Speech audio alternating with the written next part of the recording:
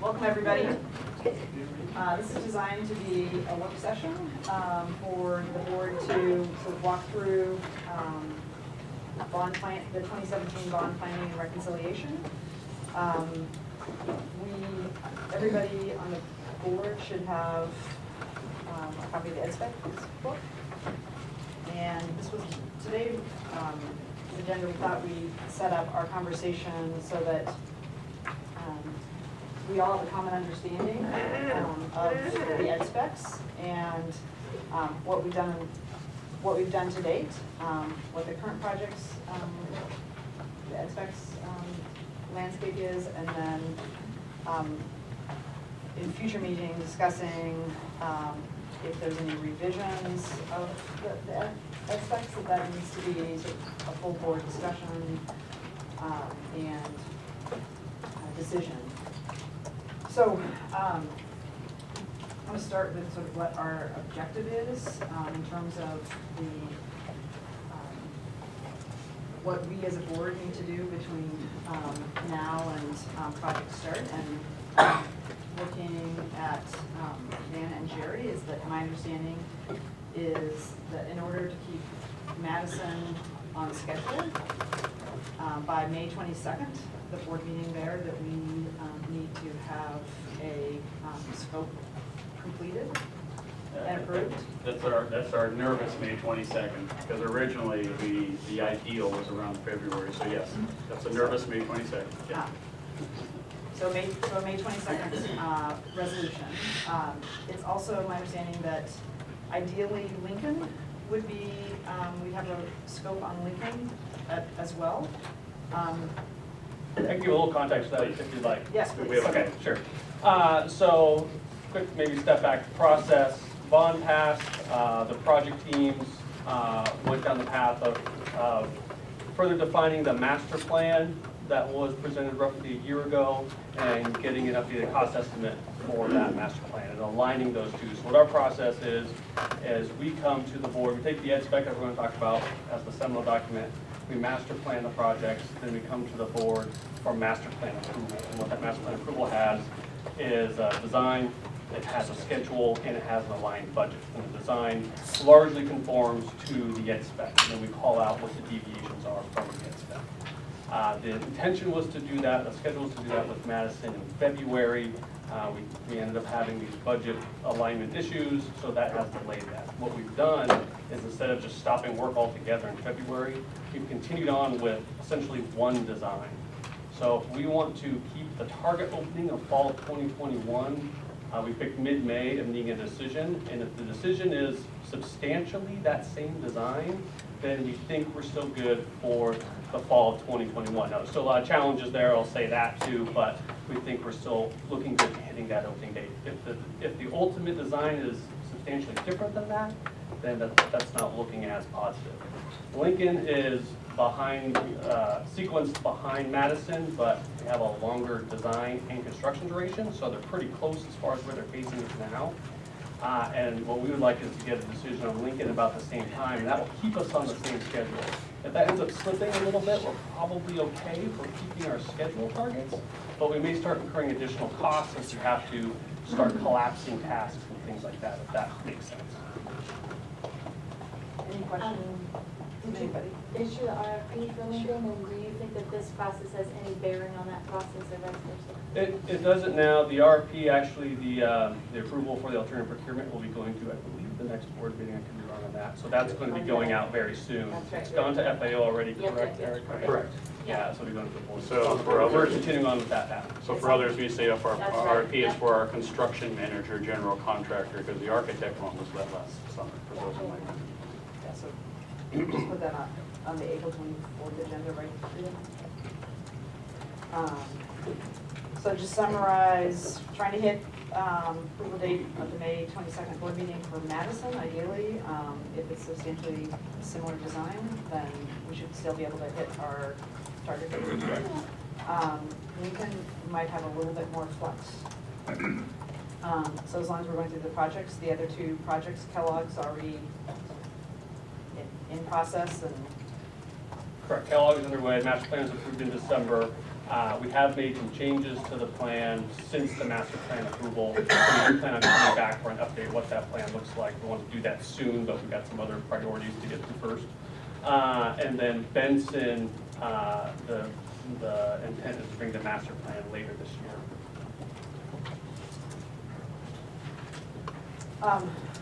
So is everybody clear on what we need to do over the next 5 to 6 weeks?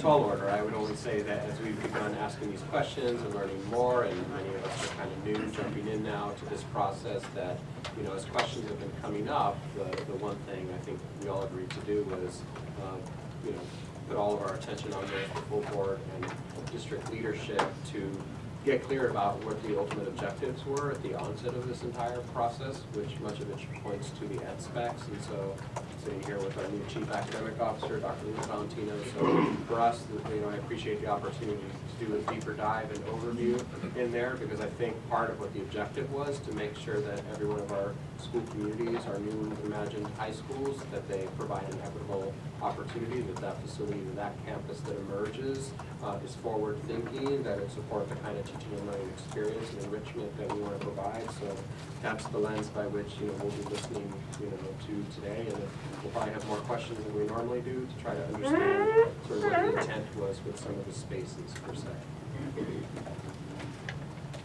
So, given this is a work session, it's less formal than a regular work session, and so this is really a chance for us to all level set on the projects, and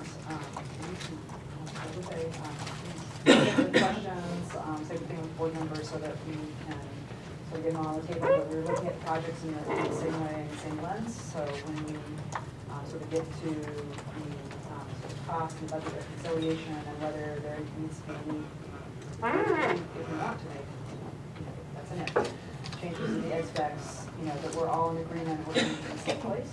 So that's really what we're doing in today's meeting, to set us up for future discussions, so we have the same framework. Should I introduce him? Yeah, Okay. I was gonna say, perfect. All right. So Paul Cathcart is our senior capital planner under the facilities department. It's different from office school modernization that carries out things. Our ed specs we need to do whether we have a bond or not, quite honestly, and how we teach and how we educate. It's one of the many hats Paul wears. He has 4 hats. He's our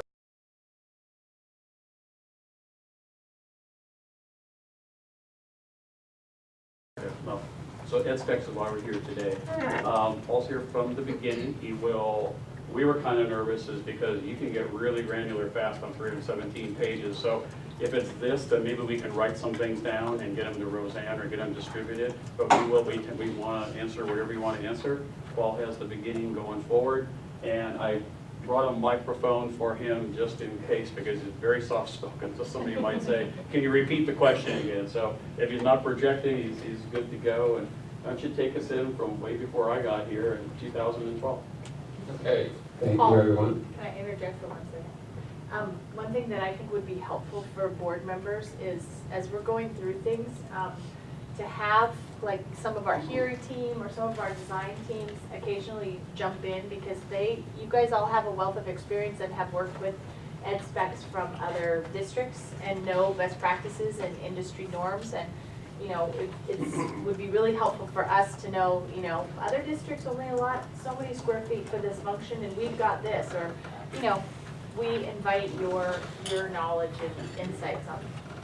I think our intent today is to kind of give the district-wide perspective, and then we'll get into specific projects and those kinds of things. But if anybody has, my presentation, I'm not going to get into specific spaces. We can do this in the gym or whatever. It's more of an overview. I'll take you through what's contained in the ed specs, kind of the different components of it, and as a teeing up for those kinds of questions. So. And you're right on our 510, if you're following the agenda, you know, Paul is talking about the way it was, and then we've asked all of our project managers under the 610, ed specs in 17, from that's exactly when we're going to ask our project managers behind me to engage. So perfect tee up. All right, thanks everyone. Again, Paul Cathcart with Facilities. I started this process in the Office of School Modernization several years ago. So do have a microphone. If the cheap seats can't hear me for whatever reason, just raise your hand and let me know, please. So I think the keywords on this slide are district-wide. This is kind of a guidance. This is not school-specific. This is not saying what every school should look like or any school should look like. What's contained in here is applicable to all of our schools, and then we can have narrowed down as we get to specific schools. So the ed specs were a future step, something we committed to doing in the long-range facility plan that was adopted in May of 2012. And you'll all remember that the first capital bond that we are all involved in happened in November of 2012. So it was a communication to the community, and I see some original members of the cast back there, Nancy Hamilton and others. Nancy was the chair of that particular effort, led us through that. Nancy's now a consultant to several of our bond projects for public engagement. But that was a quick but very good effort that we went through the communication community of what we wanted to do. So when the bond passed in 2012, in November, we went and hired a facility planner, a local architect from Dow Architects, with experience in the Portland area and worldwide, and brought that expertise here. We did it in a couple different phases. We wanted to hear from our community on what's our vision for the future of our facilities. So we engaged 16 different groups. They were fairly representative of our emerging and underrepresented community. We talked to over 360 people. We had an online survey, over 200 responses. So we tried to dig deep, and we brought all of those constituents together, those that could make it back together, and had them vote on what they thought the key themes were in facility design. So that resulted in a vision document. It's a little speedable over there. It's on our website, but it lays out the key themes for design in our ed specs. And it's also a source document for design teams as well as district staff when we get into the design process. The second piece of this was the education specifications, or what we refer to as the ed specs. We developed those for all four of our configurations: high school, middle school, K-8 and K-5. PK is listed there, that's an option in each of those schools. And then there were other ed specs developed, such as for Benson and for the Alliance program. I'll get to those in a little while. But we initially started with the high school and then moved into others. So the high school ed specs have been modified over time as we've done some integrations of our lessons learned, and the middle school ed spec will be revised to reflect the middle school framework as well as the design work that's going on with Kellogg right now. So these are fluid documents as we learn, as we revise, as we hear from our partners in Office of Teaching and Learning, Office of Schools. We will adjust these documents so our learning team know what it is we should be designing for the programs we need. So there are guides to support programs and curriculum. So from the beginning, and there are notes in the back of this document to identify who we've talked to, but we've had a strong collaboration with Office of Teaching and Learning, Office of Schools, to what's the program we're trying to deliver in each of these school configurations, and what do we need to do that in. So both the chief academic officers, but many senior directors, through our TOSAs that are subject matter experts on a variety of fields, we try to engage as much as we can in what is it we need to put in these designs that will deliver the program we need. With each configuration, the high school groups, we met with teachers, we met with administrators, we met with students. We had a lot of focus group meetings to identify what the character and components and the feel of these schools need to be.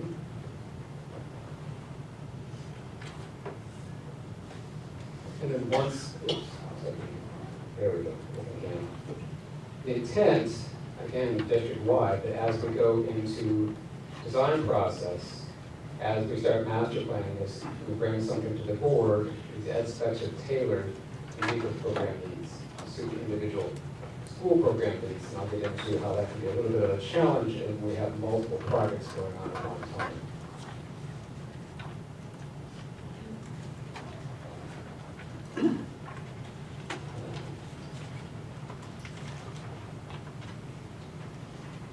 Let me just skip a little bit ahead here.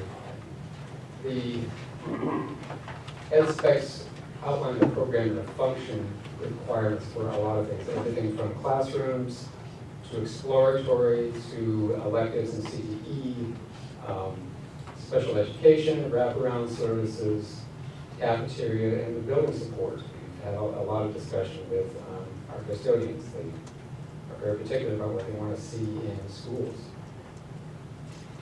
So there are some major components in the ed specs, and I'll get into those in a little bit of detail, but the one that a lot of designers look at is the area of program. That is basically a list of the types and sizes of spaces needed for each school configuration.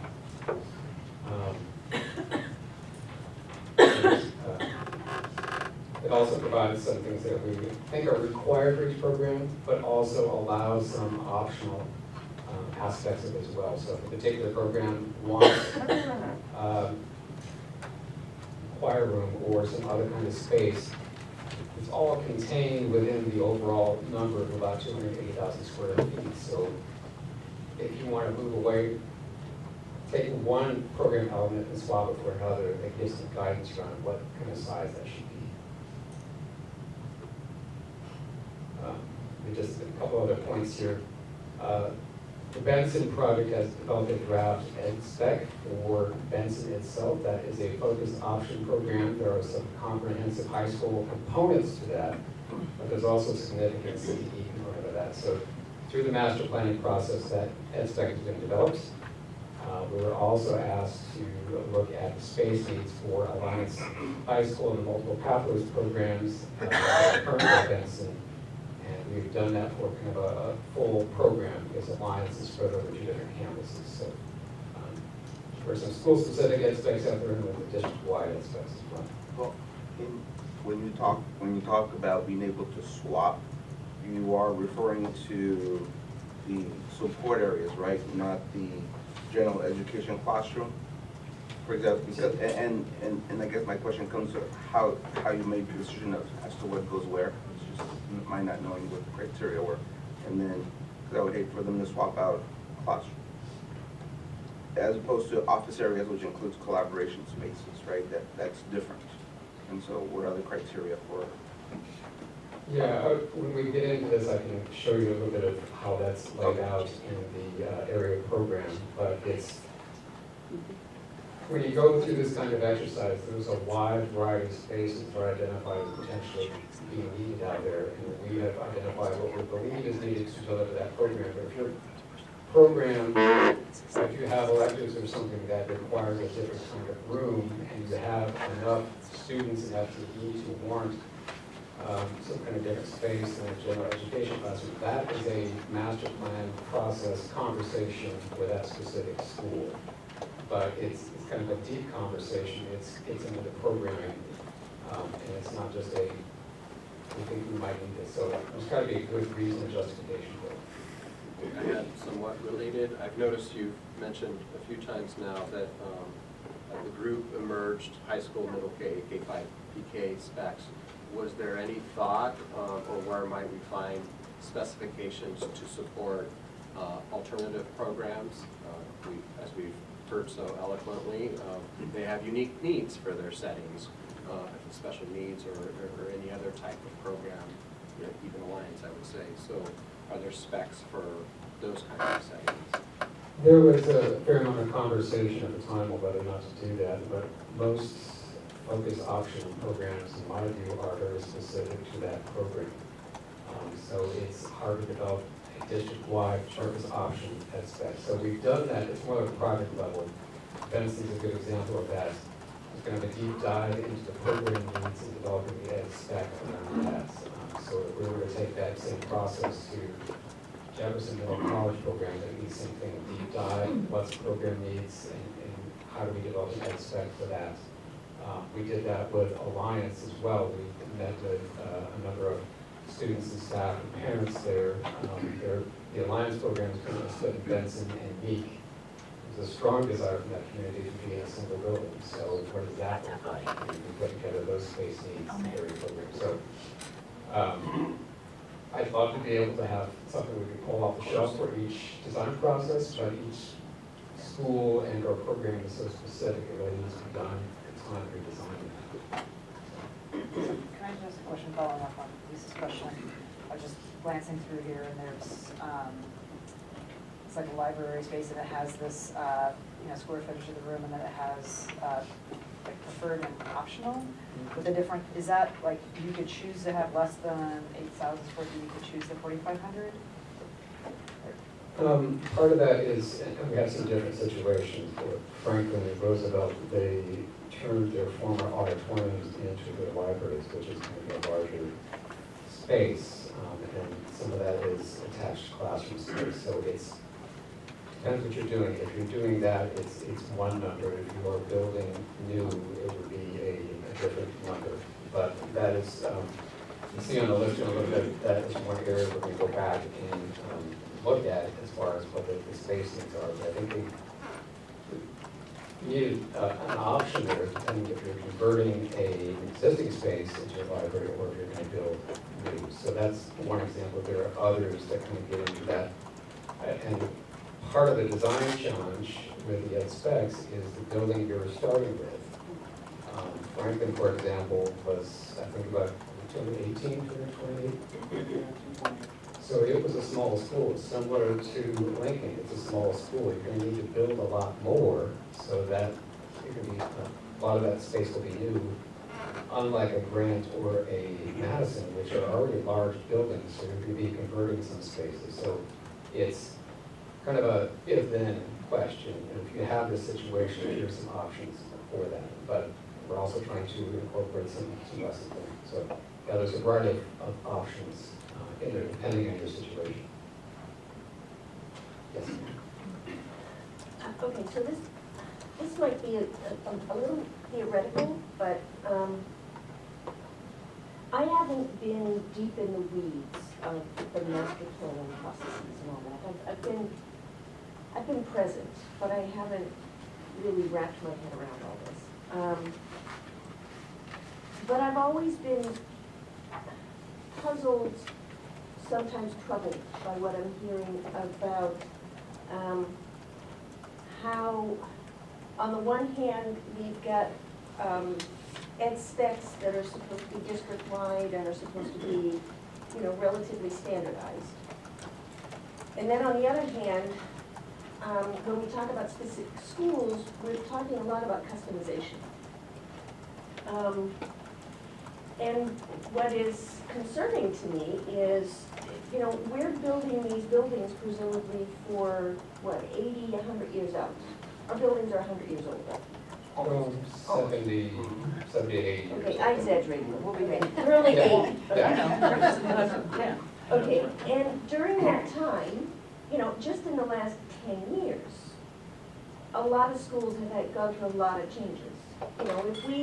If we had customized Roosevelt based on the 3-school model that was in place in 2007, we'd be in a world of hurt right now, I'm thinking.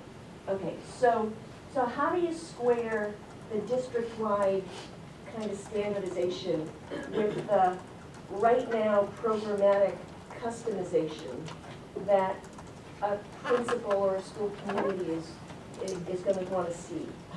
How do you do that? The word flexibility tries to sum it up.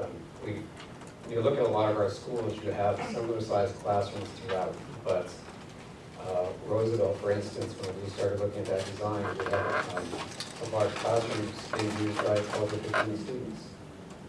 If we were to break up that classroom into 2, we had smaller sized classrooms for smaller sets of kids. But if you divide that in 2, so at some point in time you could take that division out, have a larger classroom and divide it in 2 again. So just building in some of that flexibility part of it too, and I love the phrase, we're teaching kids about jobs that don't exist yet, so how do we, technology is a great thing to think about. We used to be short throw projectors, now we're going to video screens, and how are we going to be, writing on some kind of liquid screen in the future or something? What does that need? So trying to plan to be as flexible as we can, getting infrastructure in these rooms, and we also look at changes in enrollments. If we have a lot of enrollment, a lot of teachers, how do we utilize classrooms better? And if enrollment fluctuates, then go from classroom to offices for teachers. So trying to provide that flexibility. A lot of our schools, given their age and different construction types, just aren't that nimble. And that's a lot of what we heard when we went through the visioning process and into the EdSpec process is there's a lot we want to do, we can't. We cobble something together.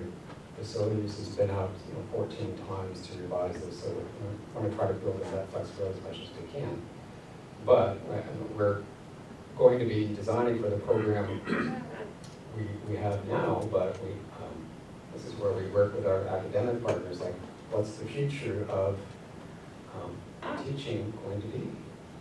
And even in some of our core spaces, you're hitting it right why this is so challenging, because we're writing specifications that are trying to go out 60, 70 years. And then as we roll that, our skilled project managers have to work with today's team that have today's vision and say, that's crazy, I'd rather have that space over here. Like for example, even a core area like the cafeteria. Our EdSpec is around 600 student capacity that maybe 20 years out, you're a second lunch or a third lunch. And today our folks say, we have one high school that 10% of their kids eat lunch at the cafeteria. And we have another one today, 47.3% of their kids eat lunch in the cafeteria. And that's it. That's why you work with those community groups on that site. And some you have to push back and say, no, that's the way it is today, but that might not be the way it is 60 years from now. So that's part of that give and take that they have to do based on the vision of them, based on their budget, based on the physical environment, based on a document. So it's difficult. I also want to, bring up that within the flexibility, and I've seen spaces for special ed, but does every design then have an option for special ed classrooms that have ADA, that they're ADA accessible? Because, that's a program that might be uniquely in a school right now, but that changes and we need to be ready for the programs to move. Yeah, good question. The accessibility part is going to be taken care of with the modernization because the whole building will need to come up to code. But, there's variations in our special education population where Grant has medically fragile students. Right. And that needs its own space, its own equipment, its own adjacency to toilets and so forth, or specific showers built in. But if that need is not there in 10 Exactly. 15 years, then how do we convert that to the next thing? So, How do we create thinking about needing those spaces everywhere? yeah, it goes both ways because the population of each school will change over time. And just how we teach special education in the Yeah. future is a big unknown as well. And it's education, exactly, you just said, balanced against budget, because if you design this so everyone is at a critical need for some time in the future, whether that happens now or not, you start jumping into $600 a square foot space that may or may not be used ever, let alone, but we're trying to build out that 60-year, 70-year. So this is the challenge of ed specs versus design of each individual site versus budgets. And this is how it all comes together. And when we're done with it, it goes to, as ed specs, it goes to our DAGs and master plan committees, which are site folks, community folks, teachers, and with parity and equity being out there. So someone's not dramatically different than someone else. If I could share one comment or a question, it's not for response, but just to be transparent about the lens by which I'm looking through. I'm hearing that this is ed specs we will go through to understand what's intended to be as a standard. But I'm also hearing that our school communities are afforded some level of flexibility to customize for the programs of the students that they serve. And as much as we can do, we want to be future thinking in case Give them about 10 minutes of what some of your challenges, struggles might have been, ed spec related. If they're strictly construction and unforeseen things in the ground, that's not this meeting. It's what does the ed spec or any challenges that it brings to you. We'll have Brent and Lincoln and Madison and Kellogg. And then Dan might have some comments interspersed. So Brian, go ahead. Okay. If I'd known I was going to go first, I might not have sitting here, but that's okay. So I'm Brian Alder, project manager for Grant. With me from the Grant project team is Jamie Hurd, who you heard from earlier tonight. So I prepared a few notes. I'll go through, since we're in flight, obviously, so we're a little different conversation than maybe some of the other teams you're going to hear from tonight. So we've kind of worked our way through this. What I tried to do is capture, as we went through an exercise, to put a comprehensive list of comparisons between ed spec and what we have in the existing design together. We've been doing that all along. So what I tried to do is highlight a few notes for you guys that I can run through and then go from there. Feel free to ask me deeper dive questions, but I'll kind of go run through some high-level notes and then we'll see where we go from there.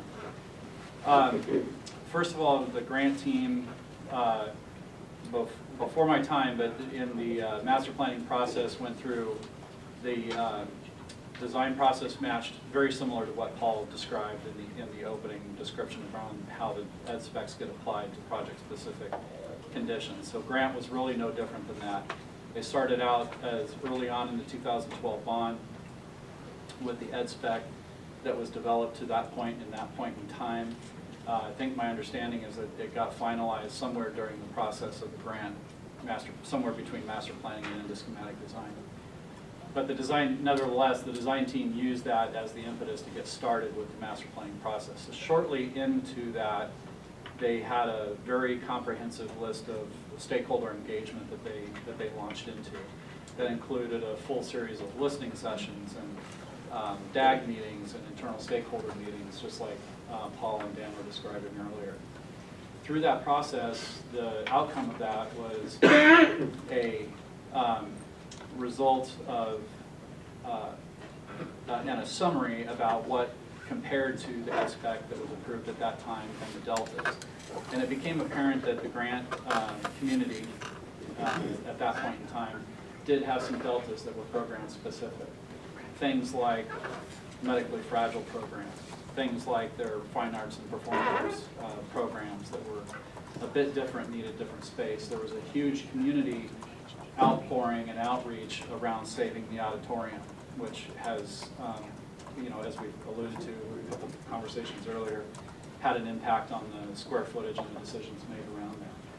So those are some of the highlights. So the outcome of that was there was a recognition that these were deltas from the current ed spec, and then there was, and again, I apologize, I wasn't around that time, but from what I can gather, there was I don't know exactly who was at the table, but there was a decision-making process that went through those deltas and determined that those were adequate, those were appropriate for the project, and we continued on with the design process.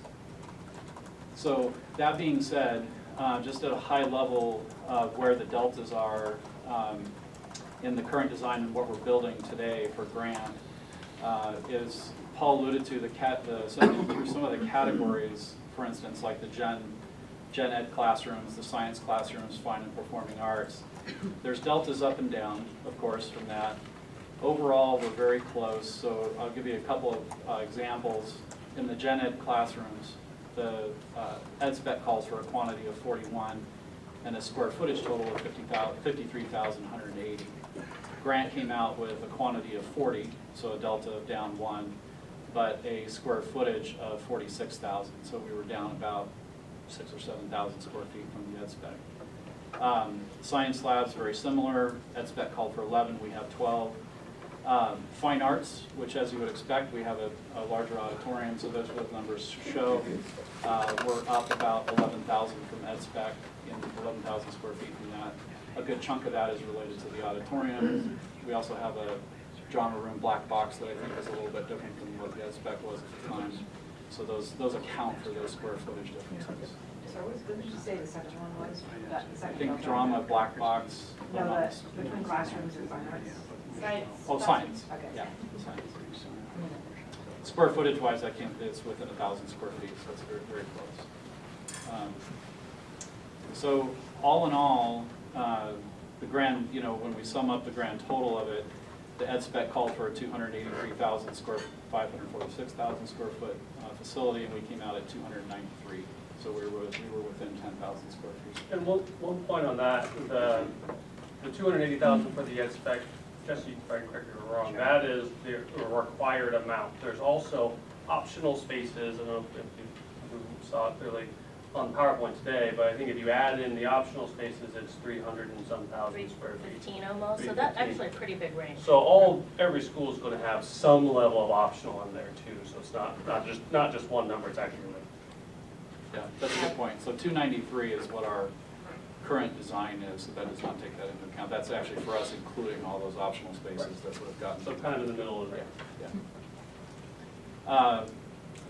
So that is the highlights in a nutshell. The deviations, like I said, were the oversized auditorium. There was definitely an additional need for CTE spaces that were program specific at Grant. Things like Grant Magazine, they're nationally recognized and acclaimed program there for the students. There's audio engineering. There was some additional square footage related to photography. Robotics was another one that was inclusive of that. So all in all, that if you looked at the CTE program as a line item, we were up from the ed spec, but that was directly related to the programs that were needed there for that facility. So more photography space, but no dark room, correct? Correct. So that was more if the square footage worked out to where it was a delta. Just noted that in one of the old schools. Yeah. Well, That's fighting words for Scott. there's journalistic photography and there's Yeah. fine art photography. And those are some of the things that we highlighted as an example for the grant, in the grant case, because they still recognize the dark room, I believe, at the ed spec in that time. And the teacher at Grant was utilizing that, but recently through the design process gave that up, right? Now we have Lightroom. Was that done early on? That was a decision by the principal. Okay. And again, I'm not second guessing that. I talked earlier about Sure. what's the role of the principal in making decisions.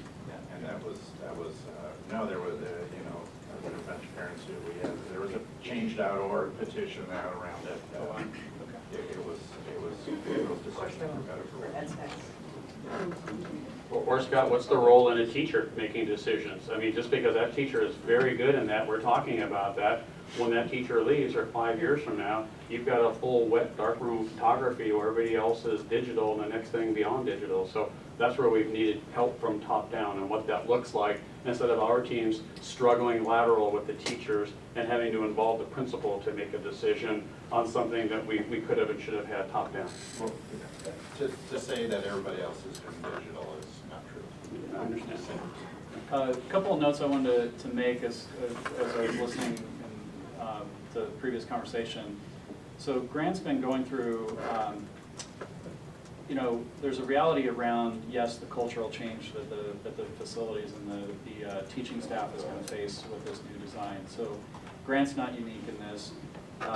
They did have a lot, and they're still having ongoing conversations around the high utilization rates that are trying to be achieved. And that's definitely a current topic of conversation. So I want to give you an example of how that's still occurring.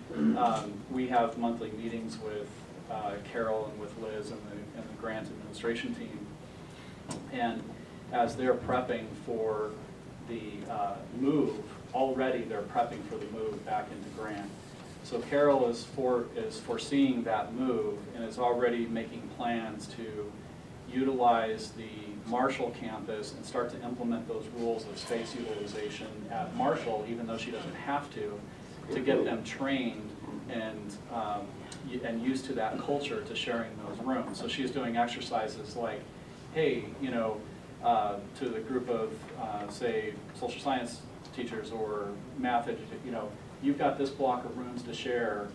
figure your schedule out, or, you know, and doing it in a collaborative way so that they can take some ownership to it. So I But, want to give well- a shout out to Carol, because she's really doing a good job of trying to go through that process, so. But at the same time, also making those 2 years at Marshall function much, much better than they did for the Franklin students before, when there wasn't a template or plan around the shared classroom, and it was a little chaotic. And we've even, like for Madison, for instance, our teams have already met to talk about that transition and how we can keep improving it, and not lose that information, because they did a tremendous amount of work. And we want to pick up the ball from there and improve it, not starting back from square one. So we're all working together on that.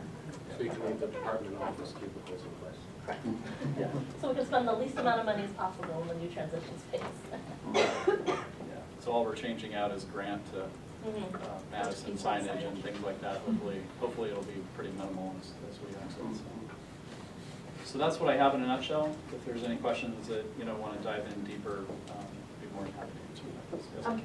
I guess now would be the time to ask questions about, you know, since the big picture of this exercise here is that we're likely gonna have to do some scoping. Well, not for you guys, but you're in the thick of it right now. Are there any anomalies or things that strike you as odd about the ed specs that you might ask us to take a look at in terms of the bang for the buck and looking at what the student is getting or the student experience is? I didn't say that very well, but you get what I'm saying. I do. It's a dangerous question. Yeah, It is I was like, that's dangerous. loaded. No, it is, but this is actually the core of what we're supposed to be doing here, so. Yeah, you know, I think it'd be an interesting conversation around some of the auxiliary spaces. You know, all I can say is that for, like, say for instance at Grant, we're making provisions for places like, Teen Parent, we've already got a partner that's gonna come in and do that one. The health clinic doesn't have a partner at this time, so we've shelled a space, we're gonna be shelling a space out, but we're not fully building that out yet at this point, so it's kind of a flex space. Some of the challenges, to be honest with you, that we see, and Jamie, please chime in if you see any others, but you know, we're starting to talk about challenges in building storage areas that I think have been slimmed down. As I think someone referred to it earlier, I think it was you, about getting used to your home. I think as teachers get used to the culture and around the use of the building specifically, I think there's going to be another adjustment period to figure out how they use their teaching environments and not. I can't think of anything glaring right off the bat that we have that I would recommend that we would do differently at Grant necessarily if we had our choice, or if we had a choice to whack anything in the ed spec or change it. I can't think of anything in front of us. Do you have something you want to add? Well, I just want to add to Brian's answer. You may not be aware of it, but what we added to the ed spec around process and how you get teachers in collaboration around scheduling and sharing classrooms, Carol was a significant contributor there because we learned from Grant. That's a case where we went through a project, learned a lot, modified the ed spec, so it goes both ways. So that was there, but it was also conversation around how do we modify the classrooms. Maybe not all of them have to be used 100% of times. You can go 75 in some, 85 in some, and then how does that, it was a new way of looking at scheduling and capacity. So we learned a couple things from Grant that we put into the ed specs. Yeah, and two things with that. I think, you know, some of the lessons learned that they're looking at changing now in the ed spec we're champions of, like the gender inclusive restroom design. Grant team did a ton of work around that effort, and to make sure that we were doing the mindful and right due diligence in our restroom design strategy. I think that would be that'd be a key point. Jamie, anything? You know, I think the ed spec does a really good job of the core programs, honestly. I think the general ed classrooms, your science classrooms, your health, your special ed, I think, you know, there's a lot of good information. I think, you know, maybe where some of the perceptions come up is, you know, in things that are specialty classrooms, I think it's less clear about kind of what the district mission is there. So, and I think that's where we get into, you know, you talk to the schools, and gosh, there's the Royal Blues, and there's 100 of them, and they're really popular, and they sing all over the place. Like, how could you not support them with the space? But, you know, it's not clear, like, is that being supported someplace else as well, right? So, and I think, you know, kind of to Jerry's point, like, how do we get that information, because that core is really solid. And then how do we best understand how to support the programs and the things that people really love about their schools and provide an equitable experience across the district? What does a Royal Blues space look like? We don't know what that looks like. Well, and the ed spec doesn't tell us to store 35 guitars for Yes. that Royal Blue Yes. program. Right. So, and that's a significant, that's a real That's thing when correct. we're talking about storage space. And 23 file cabinets 23 of file cabinets. music that's required for them to hold because they can't have it digitally for whatever reason, like that. You know, things like that. Not to That's a mention the program I roads. think the district And the wants to roads. support, so, Oh, I had fun playing that, so. yeah.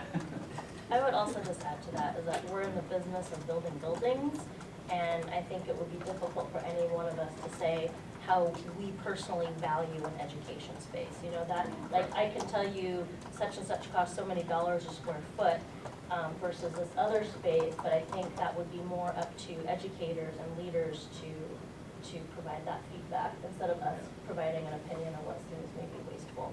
And I But think in there's our, also perspectives of working with other districts or other, you know, best practices that you're stumbling across.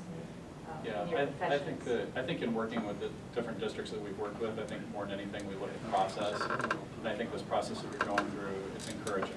So, for instance, like, you know, we met with our regular meeting this morning with Carol, and the fact that we learned tonight that we're going to go through a second step to engage the education piece, that's encouraging to folks like her that will now have an opportunity to pipe into that educational program platform, because she and others really want to have their voice heard to help other schools be better.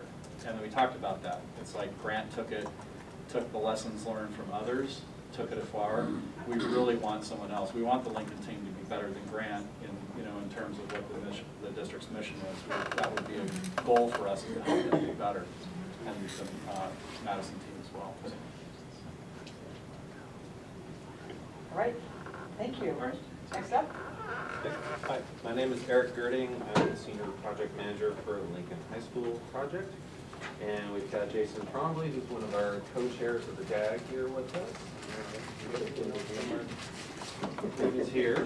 Oh, and then we've got Nancy Hamilton is one of our consultants with our public engagement process.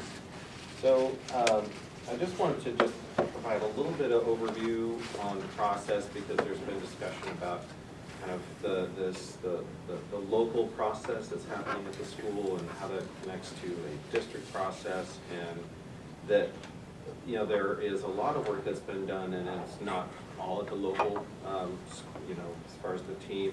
This is the master plan final report that was completed in July 2016, and this is the due diligence report that was completed in March 2017. And through that process, we had our master plan committee involved. We did our best to get OTL involved. Of course, we've been hearing that that's been a challenge, and it has. But I'd say we did a lot better, say, than we did at Fabian, because we understood that, hey, we're building buildings. Do we, you know, are the educators going to know what to do when they get there? And that's been an important question all along. I'd say that a few things that just kind of relate to the project specifically and the ed specs, and I'm not sure how familiar everyone is with Lincoln, but just starting with the challenge that it's the smallest high school site that we have, with the, well, up until, I'd say, the projections for next fall. Franklin has had the highest enrollment and the smallest, it is the smallest high school building that we have. At the same time, that's kind of created certainly some unintended consequences where they are, and we've been working with the local group. The idea of classroom sharing, you know, has been a big debate. The teachers at Lincoln have they've been forced to share for a number of years. And I have to say, if the district's going to be looking at that, it's very nuanced, and there's a lot of detail to it, because the math teachers love sharing classrooms. they really enjoy that at Lincoln. They have a great interaction, they like the collaboration, and they all don't own their classrooms. But, you know, they can go in and they can use the board and projector, and there's not a lot of extra stuff. Of course, we have more science teachers than science labs. Science teachers hate sharing classrooms with each other. So, anyway, so I just, as that topic seems to be kind of maybe unfolding, I think there are various levels to kind of the complexity of that. And as far as just the ed spec and looking at the Lincoln program, of course, from the athletic facilities standpoint, we don't have the space to provide what ed spec is requiring as far as athletic facilities. Is certainly our site area, we don't have baseball, there's no softball, there's not a dedicated soccer field, it's shared with football, and so those are a lot of challenges that we have in just trying to meet the ed spec requirements from that standpoint. And then there are also just some, I guess, some characteristics of the program that's on site now that kind of varies from this, you know, our base ed spec document. So there are sort of more class offerings, say, than the ed spec supports as far as numbers of classrooms. So from the 41 classrooms, we increased that in our master plan to 46 classrooms, and we've reduced the size of classrooms so that we can more or less get more rooms out of the same area of building, and that's to accommodate the additional program that they have there. There's also a pretty robust international baccalaureate program at Lincoln, which usually has some smaller classroom sizes. They have different requirements as far as testing and interviews and things like that. So we've made some adjustments in the ed spec to provide some of those smaller rooms that are used for those testing procedures and interviews. So we've kind of traded some space for that. But the overall kind of, what we've ended up with as far as the size of the building is pretty much the same as what the ed spec has required. We're just right at that 281,000 square feet. But as Dan and others were trying to clarify, that there's this sort of preferred and optional space within the ed spec, which you add all that up, you're well over 300,000 square feet, 320 or something. And I think what we're all doing is we're all, even though there are some things that are optional and preferred, we might be taking some of those, like the choir room. Right now, that's an optional within the ed spec. But I think we all know there are a lot of school programs that have a choir that really needs its own space. It's really hard to share that with the band or something else. So that's kind of a space that we're all kind of taking as, well, we really need that. It's not much of an option. It's kind of, we really need that for the program. So, yeah, I think as we get into some of the detail, the challenges that we've had is that we don't know what are the non-negotiables. Because there's this idea that we can kind of swap a little bit here, a little bit there. We can cut out some small instructional spaces to make some, you know, some other classrooms or this and that, but what's non-negotiable? And something that came up in master planning, which I ended up pushing back on, and also just to know, I think we're very aware. I mean, as people that do buildings, we know these buildings last for decades and decades and decades. And so when you're talking to a building user that's there now, they may not be there in 5 years or even 10 years, I keep telling our architects, okay, well, it's great information and data that they're giving us, but take it with a grain of salt, because we need to understand how this space will live on for future generations. At the same time, we need to start somewhere. I mean, that we need to understand what they are doing, and if there is some unique quality that, or a program that exists that isn't necessarily captured in the ed spec, we want to honor that and try to provide space that can allow that to continue, but to also understand that can't just make decisions that affect the long range. And I know we've had internal discussions about that, and we're aware of that. So it's just trying to find that balance. And I think where we run into difficulties is, say we may meet with, you know, the TOSA, teacher on special assignment. For those who don't know, that's kind of the sort of central office expert of a certain subject matter. We may meet with them, and these are the best practices, and we talk to the teachers, and they may agree or disagree. And if there are any kind of debates, it's kind of hard to, you know, we haven't had really someone above to kind of make a call. Okay, well, the person here at BESC says, oh, it should be this way. Teachers kind of practice in a different way. Where do we make that decision? It's hard, it's been difficult to kind of elevate that. For that kind of decisions, we hope to get at least, if not a decision, at least some guidance from these steering committees. Kind of a quick example, one, Joe, who just stepped out, he's been great at attending them at the high schools. When Jennifer Patterson started joining them for Kellogg, I started noticing other staff just started asking her a bunch of educational questions. And I reached out to her and said, let me know if this becomes bothersome, but when there's an actual someone from the instructional side that engages with us, the staff will just pounce. So like, let me know if that gets a little overwhelming, but that's who we're, but so those steering committees, I mean, that's the goal. When we have those kind of pushes and pulls, that's, you know, where we're hoping to get some guidance. And just, I'll give a couple more examples, and then folks can answer questions or ask questions. But as far as those non-negotiables, there, you know, during master planning, a lot of people said, well, we don't really think we have the need for a teen parent center, or maybe we don't have the need for a health center. And I said, but what about in 50 years? You don't know that. And so, and then they're saying, well, is that non-negotiable? We don't, and you know, I say, I don't know. I'm not at a position to give that direction, and actually no one in our department is either. So, you know, that's one of those things where they're saying, well, we would love to take that, you know, 6,000 square feet or so that's wrapped up in those programs and use it somewhere else. And I'm pushing back saying, no, well, right now, we're gonna keep the health clinic, we're gonna keep the teen parent center until we're told otherwise. But that's just, I feel uncomfortable because I'm kind of saying that's the non-negotiable, but I don't have anyone else helping me make that decision. But that's a really important point for us in terms of process, and some of these are policy calls, and so we need to figure out a process for addressing things like that. Like, to whom do those questions percolate now? Like, who's the filter at the staff level? When do they come to the board if they require a board level policy question? Randall was just saying with Madison that, you know, we did at the board level, when we made the decision to do the gender neutral bathrooms at Grant, the direction was, okay, then this is our new normal for everything that comes beyond. And he said, BTW, that never came down to us. Like, that's never been codified in any ed specs or anything like that. So we have a gap.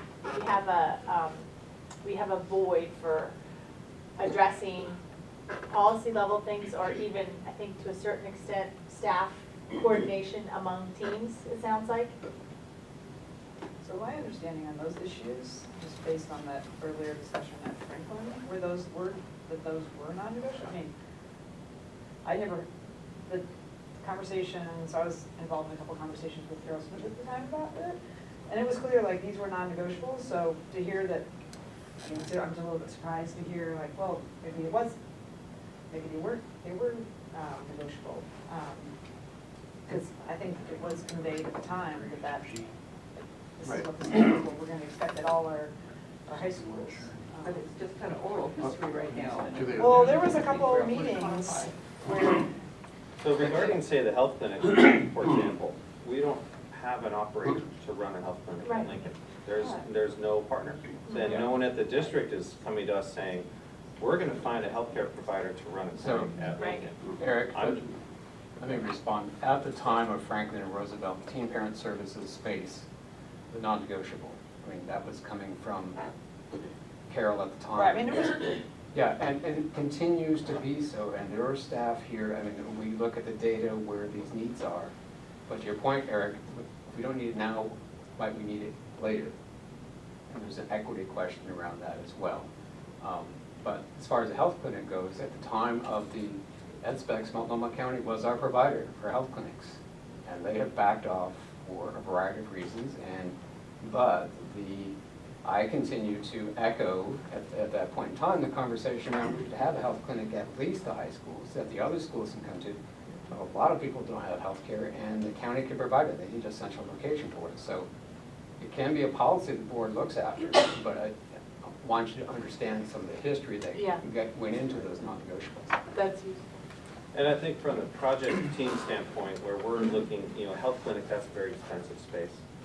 And if we're sitting there saying we're trying to make this project as most efficient as possible, we really got to sharpen our pencils here. But we're being asked to build a health clinic where there's no healthcare provider, and we're not being assured that there will be one. So then then, you know, your sensible mind comes in and says, well, maybe we shouldn't do that. And, you know, but then, and there's no policy saying that we're supposed to. So, you know, I think that's, you know, one of those challenges that we're up against. But at this point, I'm saying, well, we gotta keep it in there because we haven't had permission to take it out yet. At the same time, if we're looking at trying to cut scope, I mean, that's one of the sort of items on the list. And What do we get Maybe for a that? prime candidate for the partnership conversation we're talking about too, obviously. but I, you know, I'd say Seems like the that, lack of provider is a solvable problem, and I mean, I just think about it as like, okay, it's not like kids in Lincoln don't need, I mean, I don't see why they're different from kids at Cleveland or any of the other. But then at some point, do you frame it in the, so you can have a health clinic, or you can have these 5 classrooms to deliver a program for 1,700 kids. So it becomes a series of trade-offs. So So, I but appreciate you yeah. sharing that, given that I sat with the county sheriff before yesterday, and we talked about the health centers in our high schools. And I thought I heard that those were going to continue to be a priority at our high schools. I didn't hear that except at Lincoln. So I assumed that the county was going to be the provider. They pulled out a grant. Okay, And sounds like I need to go back. yeah, the West Side schools have never had health clinics. The kids at Benson, or, oh, I'm sorry.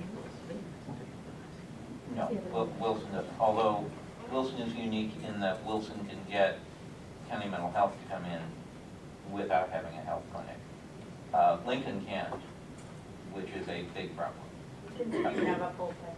Jason's been Yeah. trying to say something. Sorry to interrupt, but I just wanted to add on to Eric's observations from the DAG meeting perspective, which was, there were a couple, when we had a DAG conversation about doing our values exercise about what rooms should be in which space, there were some groups who raised the question of, given enrollment projections, could that be one of the spaces that you cut, whether it's the teen parent space, the food pantry, or the clothing closet, to make room for more classrooms? And I think one of the things that I explicitly raised in terms of an equity question was on a couple of fronts. One is, if you're looking at the district as a whole, the perception from, if your value is accessing programs and services, for Lincoln with its programs, if you're not gonna have some essential support services, what you're doing, to Director Moore's point, is you're enshrining programmatic inequity, saying, if you're rich, affluent, you can go here, access what we have. If you can't, you don't belong, one. Two, if you don't have this kind of a space right now at Lincoln, if you don't plan 4 to 10 years down the road, and you don't have something of that space at Wilson, you all as a board and staff have created a geographic inequity, which is you don't have any of those spaces on the west side of the district entirely. So there's a series of equity questions related with this particular discussion that need to be really teased out and thought through right off the bat. So if it is a question of, if it's a non-negotiable, then we should declare it as a non-negotiable. The second part of it, as a point that I shared with Director Moore during the dinner break, was as the city is actually working to implement inclusionary housing and zoning down the road, they're working to ensure that families of all incomes lower than median family income can live throughout the city. So it's no longer a question of affordability, it's how do your schools accommodate the families that the city's planning to live for in the region. So I think that may help frame your discussion of whether or not it should be a non-negotiable, which I would do because of the city pressure, it should be, and then that's the end of the conversation. Because the city's already planned for it, so how do you work together as the city's planning for 30 years, where they're planning, so you all as a region and a board can plan with your bond campaigns how to site those programs down the road, so you're meeting the needs of future families for the next 30 years.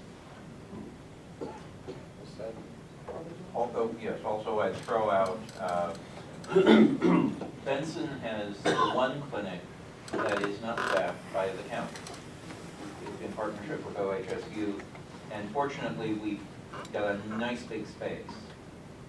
As it is right now, Benson is serving Wilson, Lincoln, Metropolitan Learning Center, Alliance, Benson, the night school, and the summer school. So there are about 10,000 kids who are essentially being directed to just that one facility. So very much to the chair's point, yeah, the kids at Lincoln really do need it. I don't disagree. Just Yeah, saying, no, I'm just, yeah. you know, Met- trying to Metro frame the Partner, conversation yeah. that's been occurring and, That's a partnership. and then, you know, that we just need some clear direction on what are the things we can shift around the ed spec and what are not. So this was a great conversation, because I think this is what we wanted to get to, this question. And so it sounds like, what my impression is, things had been sort of non-negotiable, and this is what the expectations, and it's not so clear now, or maybe as we evolve and having to make some choices at the local site level, that there needs to be an affirmation by the board of, like, yes, these are still non-negotiables, or, you know, here's the zone in which, you know, revisions could be made, and here's the zone where, you know, our expectation is that every high school would have, you know, X, Y, and Z. Is that Like a minimum requirement list or something. Yep. Yeah, and just and I know Paul talked a little bit about it, but just from the previous bond and where we are now, I mean, this has been an iterative process in how we use the ed spec. Initially, it was like the Bible. Your school's gonna be like this. And I think what happened is that at the local level, as these projects have rolled out, that it was quickly becoming, you know, apparent that ed spec document, it really can't just be the requirement, because there are unique qualities to each school. There are programs that, say, are fostered more at others. And just the buildings themselves are also different, that we can't just kind of shoehorn this sort of document requirement. And that's where we started to get more flexible as far as how you interpret that, where, okay, no, it's not necessarily, it's all sacrosanct. We've got some flexibility here. And if there are a couple additional classrooms you need for this kind of program, you can make adjustments over here for that. And then the process, the idea, as Dan was alluding to, that we work through that, we get involvement from Office of Teaching and Learning, and then this all kind of gets elevated to the board level to give kind of final blessing on all of those changes and adjustments. And that's what we're in the process of right now with our.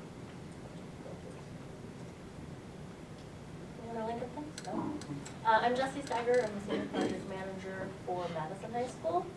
We have Anita and Raymond on the DAG, and Randall is the project architect, and Nancy is also doing outreach, and I think that is it. Except your assistant project manager. Sorry. I didn't scan left, and I haven't. And Johnny, where's Johnny? Right here. Oh, right here, he's also the construction Madison's in the manager. house. Yeah. So we represented today, please remember that. I thought I would talk a little bit, you know, we've presented options. We're like, oh, we have A and B, and it is over budget. And so I want to talk a little bit about where we're at on option B. So as this comes to you over the next few weeks, you have a better idea of what you're really looking at. If you're unfamiliar with Madison as it is, it's actually a really large school. It's just, it's inefficient, and it's not very modern. It doesn't promote inclusivity. The ADA access is abysmal. And so a lot of the focus of the redesign is to really improve the quality and to improve the efficiency. So really, as far as ed spec goes, what option B is, which is 26 million over budget, is largely meets the ed specs, plus or minus. We've actually reduced the overall square footage of the school, largely in part due to removing the existing theater, which is enormous. It seats 1,400 students, and originally we had planned to renovate it. But the more we dug into it, the seismic upgrades to that space alone was going to be at least $5 million. And so when we looked at demoing it and building a smaller new theater, we actually found that we saved about $5 million by doing that. And it really, I think we're really excited to show you the designs, because it opens up the heart of the school. Like, you can see through it instead of these, you know, really long corridors, you can't see anywhere. It just completely changes the feel of the school, and it was cheaper than renovating the theater as is. Other than that, when we focused on ed specs, the quantity of classrooms is there. They're all reduced in square footage by about 10%, so still, you can still fit 30, 32 students in it. We have deleted 2 science labs based upon their existing program and their projected usage. though we've planned for an alternate so that you could build them later, and we have a spot reserved for it. And also the square footage of them shrunk, and that's something we've been comparing square footages of classrooms and labs to Grant and Franklin, and that seems to be on par with what other schools have done, and it seems to be functional for them. We have removed about half of the small instructional spaces and the teacher collaboration areas. We have removed, there's the SBEC calls for 5 computer labs, and I think that's one of the ones that needs to be updated where we're not finding that, they don't need computer labs like that anymore, so we have 1. And the library is smaller, largely due to just because we're keeping it in that same geographic location, and there's only so much we can do there. The gym building is almost a separate building at Madison. It's 3 stories. It kind of goes off the hill there if you're familiar with it. It's a really large space. There's parts of it we can't really use. It's in like a basement where schoolhouse supplies is. It's not very functional for delivering education program. So we have some extra team rooms, primarily just because there's space for it, and they have them now, and they use them. And then the kitchen and commons and servery is a little bit larger based upon their high usage of free lunches and based upon input from nutritional services that said when they had something near the front of the school that their usage went up tremendously. They had like a little food cart or something like that. So we think we'll have additional usage there so that the commons is a little bit larger than EdSpec. But overall, what you're looking at in option B is like a little bit less than what EdSpec provides in general. Not much, but it's pretty close. So the other thing that option B excludes though is any stadium upgrades, and the stadium's pretty terrible shape. It's pretty unsafe. There's inadequate restrooms, inadequate concessions. There's literally just like extension cords on the ground. I mean, it's really unpalatable.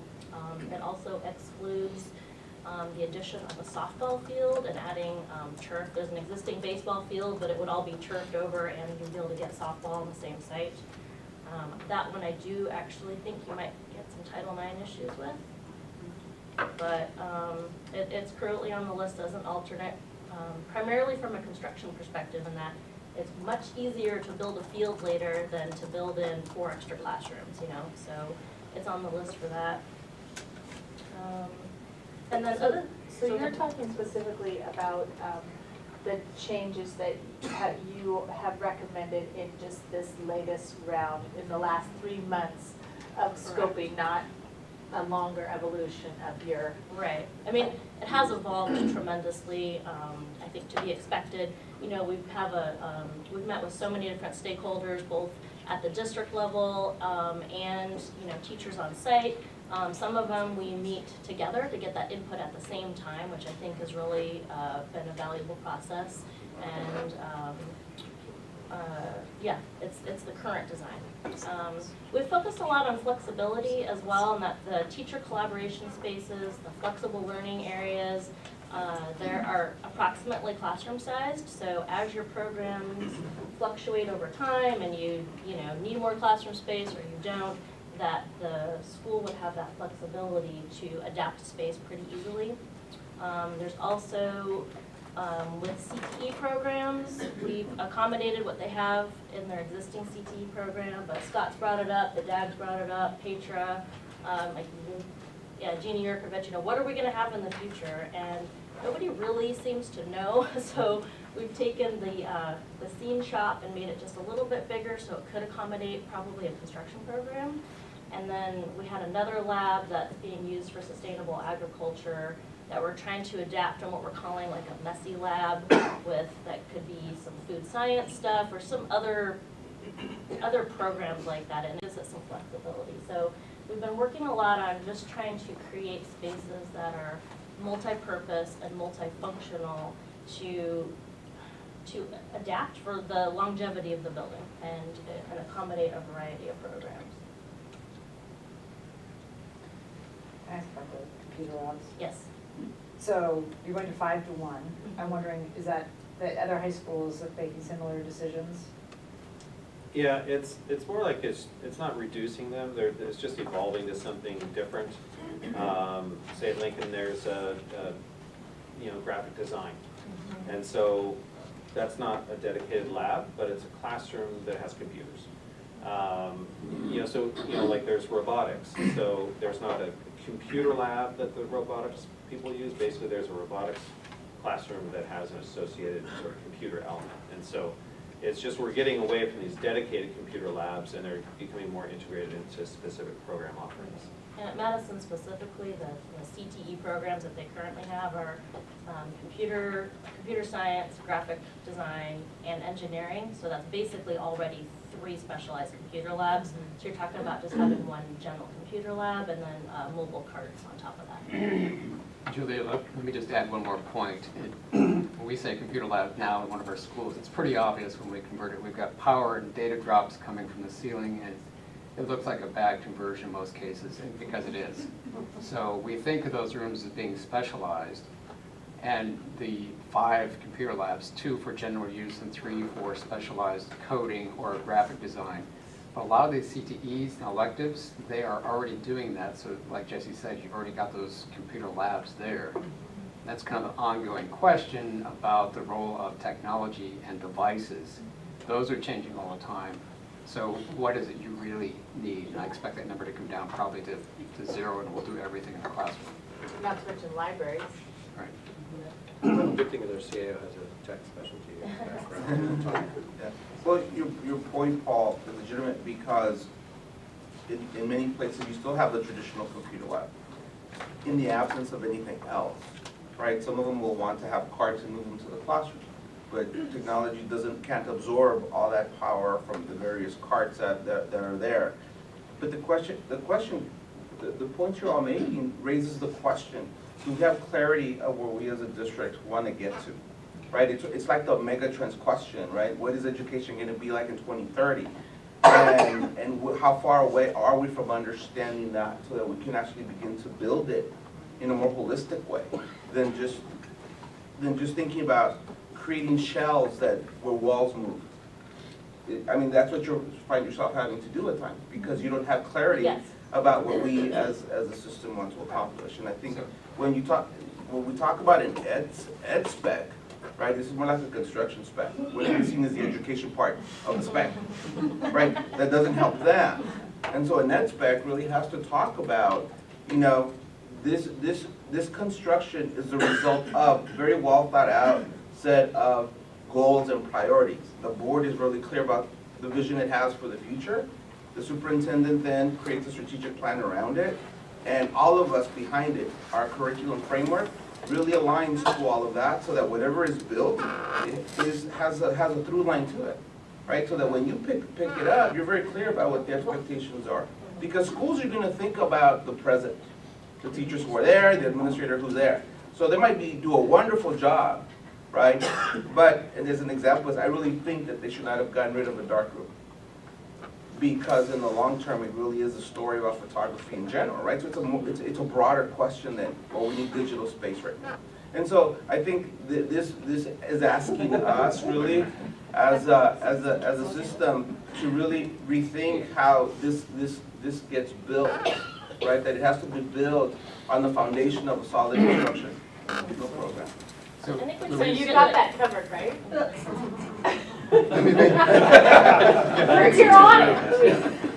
me make one more point about computer labs. It's the issue of what are we going to teach, but the evolving question too has been where do we do testing? And when we started this conversation 5 or 6 years ago, a lot of principals wanted separate space to do that. So that's been evolving as testing moves into the classroom.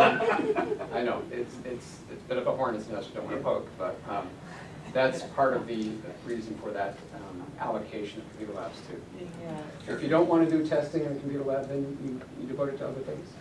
I'm going to ask this to keep moving because we're going to start running out of time. That's the library, it's a testing lab. Okay. So did I hear you right that Madison is losing classroom space? No, it's losing overall square footage. It has really enormous hallways. The theater wing is enormous. So we're shrinking the overall square footage, but we are keeping the number of classrooms. They're just shrunk in that they're a little bit smaller than what EdSpec says. And you're losing a science lab or two? From EdSpec, yeah, too. Okay. And it meets our existing program and it accommodates some growth. Like one of the exercises we did was took a look at their existing enrollment for science classes and make sure, like, see how much growth you can get before it starts to become a problem. And we think we can get quite a bit out of that. And then there'll be an alternate design so that if it was a problem in 10 years, you know, that we could build an addition to build in the other 2 labs. The mechanical and electrical would already be there. Like, it would be, it's a smartly designed way to accommodate it. You have fewer science sections because you have fewer students. So when you say it meets the program needs, it's not that kids at, or students at Madison are taking fewer science classes, it's just they have fewer students. Right. Generally. I think it's the reverse. I think Madison students are taking more. I mean, I don't know, I can't The- compare. the I know there's health fewer data- students. You have the health Yeah, thing, the- what's it called? Health science Bioscience. Yeah. That program's really But robust, it's it's super interesting. really, I mean, it's a kick-ass program. Yeah, it really is. We got excited, Randall and I were interviewing the teachers, we're like, oh, we want to take those classes, they're great. And Madison has done a really good job with programming. One of the things, I've been after teachers for years to do this, and finally we got one at Madison who was willing to buy combined chemistry with the science of cooking. I am so happy about that. It's absolutely great. And I think that's what's going to go into some of that messy lab space. That's what we hope, Yeah. because like at least gives them the option to work that into the curriculum, though nobody can define it right now, because again, when you ask teachers, they know what they do now, it's a little hard to get them to project out what they might want to do. And that So- goes back to the question is, what is the longer-term CTE Right. plan or portfolio for the district, so that the offerings are spread across, so there's a balance of sciences and other pathways that could give students some choices. And they may work programmatically with the staff they have now, but at some point it'll be a different staff, and we just want to make sure that the programming persists. And that's what, I'm really glad the response around CTE, because when it first came out, the CTE band was fairly narrow. Great stuff, but really narrow, and really nothing for hands-on kids. So we need adding construction, at least as an option for that set of kids, which is 12% of our kids right there are hands-on. And would probably be more if there were opportunities and it were And the more student, normalized and less stigmatized. That's Vancouver data, and it was great. They have robust programs. just wanted to mention one process thing real quick, because when we were picking up the Lincoln project again this fall, and I was looking at just floor plan diagrams of the building, I'd said to the team, okay, this looks like a school that could have been built 50 years ago or 80 years ago. It's a hallway with classrooms, and I just said, if we end up with that, I think we're gonna fail. And what we did is we kind of got our teams together, and we had what we called a learning environments workshop, where we got multiple project teams in this room. We tried to get as many folks we could from OTL and other people involved, and really just kind of broke down from in various subject matter, looking at what those classrooms could be and what they could be in the future. And that our intention was to continue to do some of those workshops, because we realized, we don't want to build something that, like we're all saying, already outdated. that's either already outdated, or how can we anticipate what we might see in the future? And we want to continue that, and now with Louise here, to get engaged with that is really exciting. And I think one of the aha statements that came out of that meeting, I think it's really important for us to understand, because I think that there's been, a teacher will say, well, I want to do X, Y, Z in the classroom. Then they go to IT department and find out what kind of tools they have to use for that. And in that meeting, I can't recall her name. She was one of the TOSAs. It was a great statement. She just said, well, we need to decide the outcomes that we want in the classroom, and then we get the technology to support that. And it seems like we've had this, it's been the opposite at PPS, where it's that, we just have a menu of sort of things we can choose from on a list of IT equipment, and that's driving what's happening in the classrooms to the other way around. So I just want to make that statement. Hopefully we can carry that on to the next one. Thank you for saying that, Eric. That is profoundly true, and has been an enormous problem.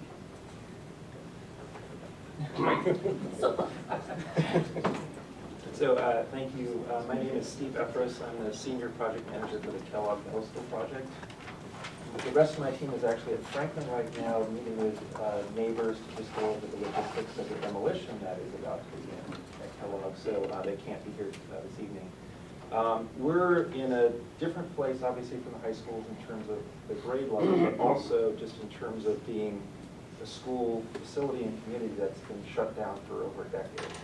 So our biggest challenge was in kind of reconstituting that kind of community, starting with the DAG, and we had an extensive kind of outreach process. We actually have one consultant whose main job is to kind of do reconnaissance of the neighborhood and the social service organizations and all the different nonprofits and everything that supports that community. And we've got a lot of great support, and we have this very robust DAG process that is underway. We're also ahead of the other projects. We're currently in schematic design, so we've gone through the master planning process. But we also began, I think back in the fall, with kind of, we don't have the community, we don't have an existing school that we're kind of converting from one space to another. So the big challenge was starting with the fundamental premises of what this middle school was supposed to be. So we actually had the opportunity to work with the Office of Teaching and Learning with the actual middle school framework document, which was a pretty amazing process, and with a draft of the previous middle school ed specs, and kind of figuring out how do these kind of match up to each other currently. And I think our charge was, as this sort of first middle school kind of conversion process, was to kind of take some of the basic assumptions of the ed specs and kind of question them as we went through the process. So we had some of the advantages of not, well, some of the challenges of not having an administration and teachers and so forth, but some of the advantages of being able to go to some of the source documents from the beginning. So we went through that process. We actually started meeting with a lot of the TOSAs. We don't have teachers, so we can't kind of interview individual instructors. And that's kind of essentially how we built our master plan document.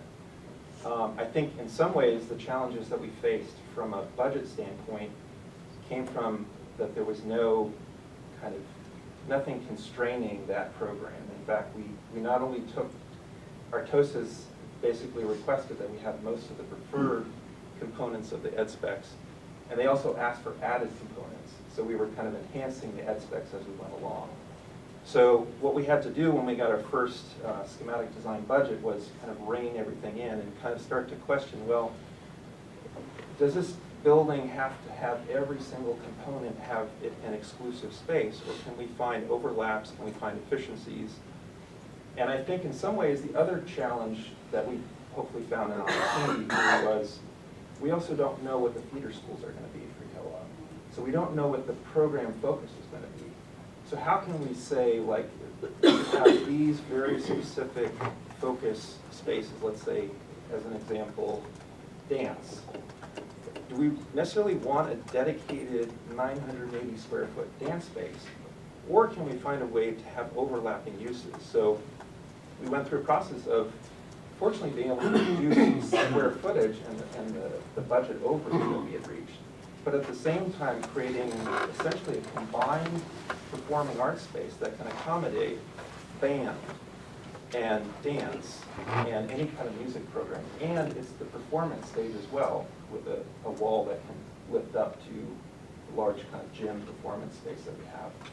So I think what we went through, I think a lot of the challenges and the heartache, and we met back with a lot of the TOSAs and had to give them the bad news, like, you're not going to necessarily get a dedicated dance space, but we actually think this is going to be better for the long term because you're going to have overlapping flexible spaces so that no matter what program comes in, you will have that adaptability going into the future.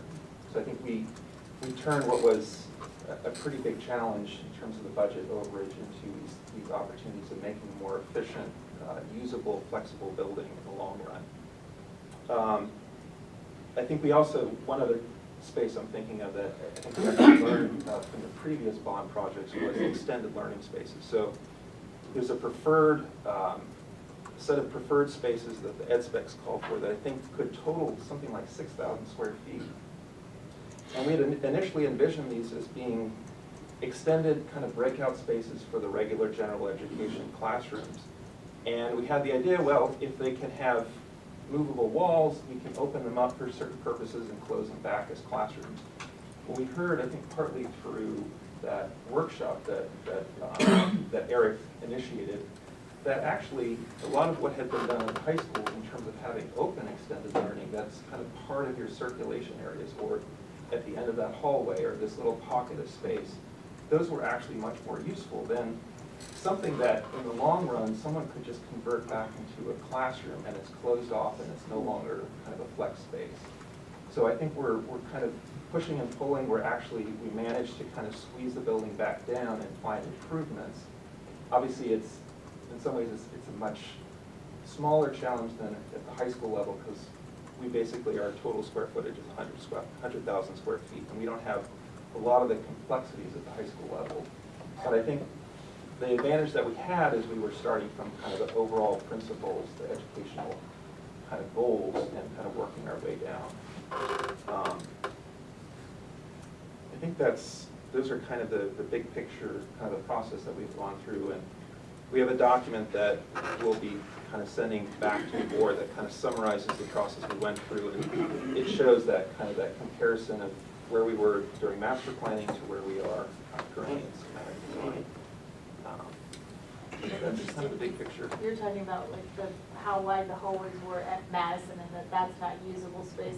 And you're talking about, basically the same space or the same amount of space, which is those adjacencies, like at Roosevelt, like you'll find those little informal seating areas that are sort of loosely connected to maybe 4 different classrooms, but they're always animated, and they would have been just a wide hallway or something, but they become flexible, informal learning spaces. Okay, well, I'll move it along. Those are questions for Steve. This is Johnny Matoya. He was both the construction manager and project manager on Franklin, and is now the construction manager on Madison. He was not there for the programming piece, so he doesn't have a level of detail as far as the knowledge of how the design changed through the course of that project. He can't answer some specific questions, but unfortunately we've had a lot of turnover specifically on that project, so we don't have some of that institutional knowledge. But certainly Johnny has a lot of detail about what is happening, what is in the design, what went into construction, and how the use of Franklin is happening now, so if you have any questions like that. I also want to just quickly hit on and honor the absent. Actually, tomorrow starts the Hosford Middle School trip to China, and our project manager for Benson is the chaperone for that, so she is not here tonight. She'll be gone for a couple of weeks, but the Benson project is in the planning process. They do not have an adopted ed spec, but there is a final draft of the ed spec, and that's what they've been working off of to do the master planning effort. It is, of course, different than the comprehensive ed spec, and the biggest one is about 100,000 square feet of CP space for obvious reasons, so that's the biggest change. There are a couple faces I recognize in the room from Benson. I'm sorry if I don't know your names, but if you want to raise your hands, we do have some Benson people here.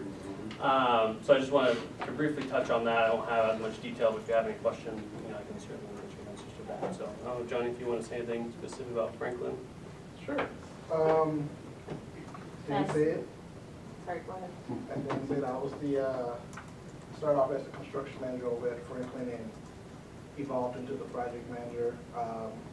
So I don't have a lot of the historic knowledge as why certain spaces were selected to be as they were and things of that nature, but I can kind of give you some of the numbers of what they have in the building at this point in time versus what's in the ed specs.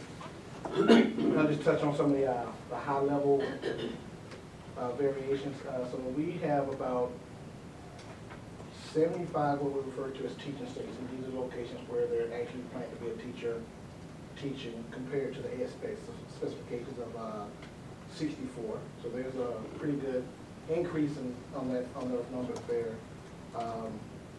The square footage is hitting right about the same amount as for the ed spec. Some of the big differences in the locations though in that, so our general ed classrooms average about 65,000 square feet versus a 53,000 for the ed spec. That's a pretty big variation there. CTE is another one that's a large difference, but Franklin has some programs, CTE programs that are fairly unique to Franklin, one specifically being the culinary arts that I don't think any other school in the district has. They also have a metal shop and wood shop, which outside of Benson, I don't believe any of the other schools have a wood shop and metal shop CTE program. And also we do have a makerspace, like all the other schools are implementing. Media Center, we talked about that earlier. Franklin, unique in the fact that we were one of the schools that converted the old auditorium into the Media Center, so their library is basically the size of an auditorium with a teaching space on the bottom floor and upper floor. Some of the things that we've learned, I got the benefit of sitting out there at Franklin trying to get the project finished after school started. They were able to move in on time, which is a big deal. But we were still, trying to put the bow on it. So I got an opportunity to see how the schools actually were using the building and taking advantage of the spaces that we designed versus the way they use it. And there are some variations in that, and some of it allows for what I think these future projects will be able to take advantage of when we're talking about like the teacher offices. Do we need them to have as many? Because they have at least 2 teacher offices out there that they've given to other programs because the teachers that are in that particular wing, they don't change classrooms. So they don't have the shared classroom scenario, so they get to stay in their location. So they've given a teacher office to the Step Up program, which was not located in the building, and they've also given an extended office to the SPED program. Because one thing I think that was not considered when they were doing programming back in the day is like you look at the teachers, the main teachers in those classrooms, but they also have staff that come in and help them throughout the day. And those people didn't have anywhere to be in the building other than sitting in the classroom. So now they've given that teacher office to them so they can have somewhere else to go throughout the day. So, and I think that's part of what the administration has done. They're realizing what they have and how to make it work, and I think they've done a very good job out there, considering, us being the ones to cut our teeth on this whole new, the program, and I think a lot of the lessons are being incorporated specifically from Franklin into a lot of these projects, so there are some benefits being seen there.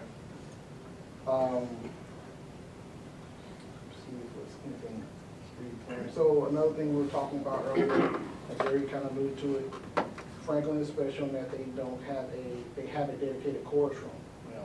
Started off with that being inside the band room, that's on the drawings that way, but we ended up converting the general ed classroom and making it where it can be the chorus room, but it's pretty much still prepared to, at any given time, if they wanted to convert that back to a classroom, they can, because the equipment and the furnishings that we put in there allow for them to basically just roll that stuff out and throw desks in there. Now you got a fully functioning classroom. It's just going to be very quiet in there because we got all that. You'll never know what was happening in there other than all the glass that my custodians love to see out there. And throughout the project, we ended up adding more classrooms throughout the construction out there because of projected enrollment. We had spaces where we had some flex spaces that could be getting converted back into classrooms. Very shortly after we had tore down those walls, and because they were looking at their projections, they were like, we're going to need more classrooms, and so the team made the decision we had to do what we had to do, and we ended up adding like 4 or 5 extra classrooms throughout the construction process. So it's always a moving target.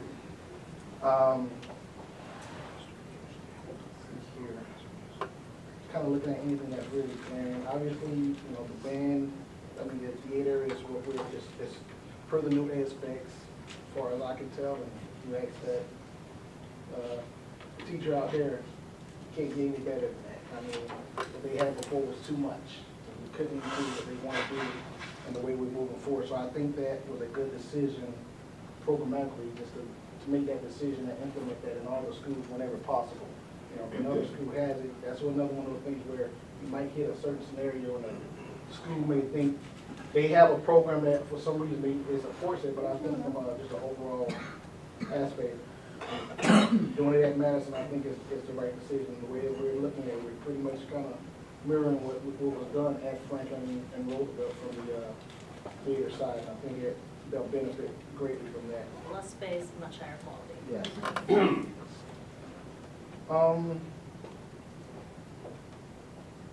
Obviously, Franklin has the new gym building, the auxiliary gym as well. We're pretty much right on target with the ed specs as far as that total space. One thing that we don't have there, and the decision was made at some point in time, we don't have individual team rooms. The idea was we basically incorporated the team room into the actual locker room spaces. Yeah, so there's some of these decisions I can't tell you why, but that's what happened and that's what they have out there. I must say personally, and I interact with the AD and the staff out there, no one knows the difference. No one's ever said anything to me otherwise about where's my team room. They make it function, and you know, someone may have heard something different, but I haven't heard it. Yes, sir.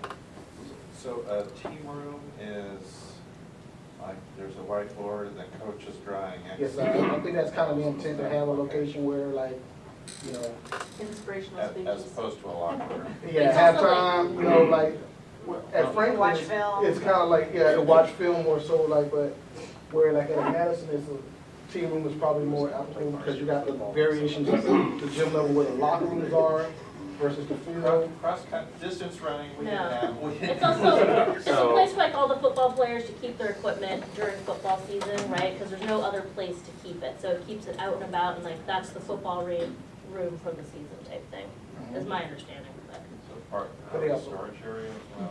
Yeah, they have, they get larger lockers instead of, say, you took your gym size lockers, and get a larger locker to be able to keep the equipment and everything in those. All that's really missing, Scott, is the old style, because we were both cross-country people, so we never got anything. But all it's missing is the old style, doors close and they have a lock, and each coach has it, and that is theirs for all year long, forever. Without those doors, it's an open area, it's multi-use, it's not, that belongs to him and that belongs to her, and so it's open, so it's more accessible for sharing, and the concept is to be shared, not that's mine with a keep out sign on it. So that's really what it's all about. So that's what's trying to be accomplished. And you forgot, when I wasn't a cross-country person, I was a chef, so you have a culinary arts facility to die for out there. Awesome. You've not been out there. Go there. It is an awesome facility. It's like, it was a happy place throughout construction because the gym building was always ahead of the renovation portion of the site. So as you walk through the main building, you're looking at the walls and it's been all torn open, and then you go down to the gym and all new heavy things, pretty culinary arts. It was a place we all went to kind of another difference,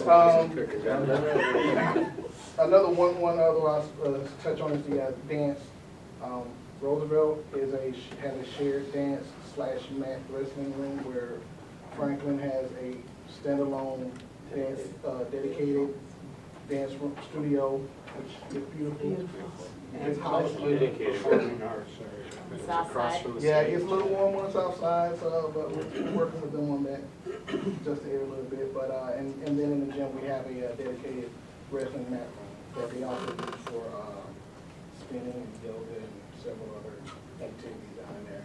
Also, it's considered cardio room. We bought treadmills and bikes that are in that area that are removable for whenever they're ready to do wrestling. They can kind of fold these up, put them off to the side, and can have wrestling activities. I want to be cognizant of time. Yes. We are trying to get down to 8. But before we move off of the individual schools, I want to ask a question about Benson. So what is the plan or the timeline to sort of land on the ed specs The ed specs are, for all intents and purposes, I won't say they're done, but they're in a final state. And so, I think, so the master plan ed specs are more or less the same thing, they're very similar. I think the intent was to take them to the board at the same time, because it's one ed spec for one school, you have one master plan, and they're one cohesive unit. Considering the budget situation that we're in, you know, an impact to one is an impact to the other. So what that team is doing now is trying to meet and potentially start looking at cost reduction options for that site as well, knowing that they're behind, you know, Lincoln and Madison. That said, that document is in a pretty finalized form that we can provide right now. And those specs are for 1,700 Benson students currently with the November 3rd, 2015 board resolution. That Alliance and Multiple Pathways and DART are somewhere else. So they are not included in those specifications in their programs at all. So that's a great, I think, pivot to the next agenda item. Can I ask one more question? So Jesse, are you saying that the current Madison YM is in part responding to a 1,200 student rather than a 1,700 students in terms of how you discuss science labs that might be brought on in the future, spaces reserved? It's generally 1,700 students. We'd have to redo the capacity calculations, but when you remove the 2 science labs, your capacity will go down, but it doesn't go down drastically to like 1,200. It would be more like 1,600 instead of 1,700-ish that I'm kind of projecting. But Jesse, you're probably core facilities for 1,700? Oh, yeah. Okay, because Cafeteria. classrooms None can of come that's in changed. any addition? Okay. It was specific around what you said around the science labs, and because we could, you know, we've got overcrowding at Franklin, we could switch a feeder next year. Right. And boom, that's a couple hundred kids right there. Right. So I just wanted to figure out what the parameter on that was. We can create that information and provide it for sure. Certainly, if you lose 2 teaching stations, your capacity goes down some. Yeah, Basically. okay, But not a drastic amount. This is close enough. Okay. So, thank you to everybody. I think it was really useful to get those lessons learned and sort of where you are in the journey. What I'd like from board members is anything that you heard tonight that are things that we need to spend more time on as a board. I know, for example, Paul's already raised a CTE, the question of sort of newer additional strands and how that might impact buildings. I know, Scott, you've raised in the past, so what is our CTE plan and so how does it live? So I'd like just quickly for board members to flag issues that we need to be thinking about, not just the next, between now and May 22nd, but longer. Enrollment projections. Yeah. So, enrollment and forecasting, we can bring, you know, PSU and the city and around the corporate plan to get their take on where we're going. Or we can do that at a full board meeting. So, think about that and weigh in. We definitely need to revisit it sooner rather than later. Yeah. So, would you want that at a full board meeting, rather than next meeting? Yeah, well, let's catalog the issues.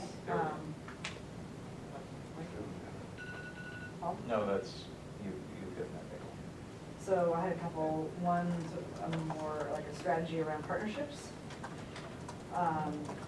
And then another one is if we're phasing things like the science labs at Madison, how do we capture that long-term? Because I know the people at Forest Park would say we were supposed to have another wing, and that was supposed to be phased and it just never happened. So how do we not just move on once we decide we're phasing something, but then just never happens? So I guess that would be sort of question I have. And then, so the definition, I guess, the definition of sort of outdoor and indoor equity, so not only think about what's in the building, but, you know, when people drive up to Madison and they see like a crappy stadium and a beautiful school, It's not all of it. yeah, what does that mean? So I guess those are my issues. Julie? You know, I know, remember we talked a while back about having an expert in universal design to be part of all these conversations, but I don't think that ever happened. So that rolled from what we do here to Dr. Curtis, and coming from top down. It kind of came up through like ADA, so it was a Path to Travel ADA, and then it was like maybe how you designed a specific space or not ADA, and then as we got more into it, it was universal design, and that's when we go, okay, I get that. That needs to come on down instead of being pushed up through our construction engineer type folks that we have here. So probably almost literally right after that happened, Dr. Curtis was the lead on that, so I couldn't answer that question. Because I think that's really tightly connected to the whole special ed conversation, and we can talk about spaces, but are they the right spaces, are they flexible, are they accessible, are they central, you know? Particularly flexible, because we don't know where a mentally fragile classroom will be in the future. So.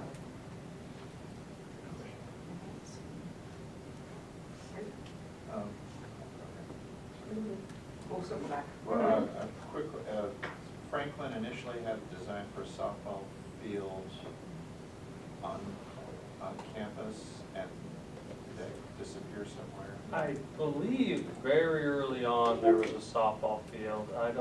I'm not even sure if that made it into master plan, and if it did, it didn't obviously make it into construction, but I don't have that. Yeah, not to bring up another issue, but the Franklin baseball field is unusable because there's no netting.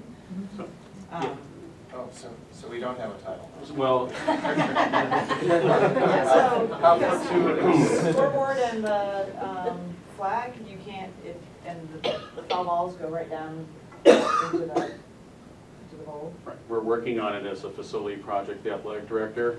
As a DAG member, Roger could probably answer, but when I came here, the first thing I heard from our Franklin team then, that the fields were not part of the project as they moved forward. So somewhere before master plan approval, if they were ever in, they were out, but. It was eliminated very early in the process. The softball field was supposed to be at the west end of the baseball field land up there. But Franklin enjoys the use of Clinton Park, which has fields on both the softball and baseball fields. And those are also used by Atkinson, and those are park and rec lands. So the, Go ahead. Don't take it personally. what happens is my memory is so screwed up, it's like, okay, there was something else. You'll never and get then- back. and then- So just the concerns about Madison, you know, we're sort of pinching here, and at what point do you say, this isn't equitable? So I would raise that around classroom size, and it may not be that big a deal. Certainly the stadium, track, and all that stuff, that it is a deal for me. And there may be other things as well. I'm done now. Okay. Yeah, we'll see. Oh, wait, one more. I guess the biggest thing for me is some glimmer of a hope of a plan for CTE strategy. I mean, it's come up with You all are Roosevelt. fueling his request for more staff, you realize that. So, but I mean, I think it's critical. I think we have to do this. You're right, you can't go right. Is that what you're saying? Because I think it's got real implications for what we do in all of these schools. And, you know, we put the cart before the horse 6 years ago. And the distance between them is just getting bigger. So I think that's my immediate. And then yeah, like, I don't know how we're gonna pay for all this. I don't know how we're gonna pay for it, and that's, I know that's the next one, but, you know, I mean, I know where the cuts are gonna come, and I worry about part. I would absolutely echo the points on CTE, and part of that is closely linked to the whole partnership conversation, because it seems like we always have these chicken and egg conversations around partnership, like we really can't engage substantively with potential partners if we don't have a vision for what we're looking for. And we don't really we're not bold enough to have a vision for what we're looking for if we don't think that we can find somebody who can put some skin in the game and do it with us. So I think those are really inextricably linked. And I think there's, you know, an incredible opportunity. I think the whole subtext of this conversation is how incredibly privileged we are at this moment to have this opportunity. We don't want to screw it up. We want to absolutely maximize every bit of it for our students. And it's still, even though we're looking at making some difficult choices, it's still incredibly robust budgets. We're talking about not just tinkering with our existing schools, but fully modernizing them or building them from scratch. So, you know, I think we don't have to have such a deficit lens. We just have to be creative about how are we going to get the student benefit we need with the dollars we have. I also feel strongly with Scott that we need to revisit the enrollment discussions, and we have actually the bond advisory group, when we were building the bond package, called for that in the resolution, called for validation of enrollment estimates, and called for that to be part of the conversation about what we're actually building for, and we haven't done that. We haven't revisited that. And then also, yeah, I'd like to see some listing of the athletic facilities by buildings, and where there are big discrepancies. And part of that conversation, which is most relevant to Lincoln, but a little bit relevant to all, is what are we doing and who's accountable for the accommodations during construction? Because we talk about it and we worry about it, but I don't see anybody accountable or any structure in place to really make sure that those activities can continue when kids are displaced. You think that's a problem? Yep, and will be more of a problem. I mean, it's not a problem at Marshall, really. I mean, they have a lot of room, but. So are we moving on to? Well, Julie wants to, so we have a couple, we're still finishing up this piece, so Julie wanted to. Yeah, so I want to, my biggest worry is, that question of are we building for the right curriculum and instruction? And so, like we said earlier, there's this huge piece missing. It's kind of our foundation of what's our mission and vision around curriculum. So, I mean, that's going to continue to haunt me. How do we know that this is are building the right classrooms for what our work is? And that's serious. And how do we do this work absent that? You were gonna ask. Yeah, one thing, but maybe two.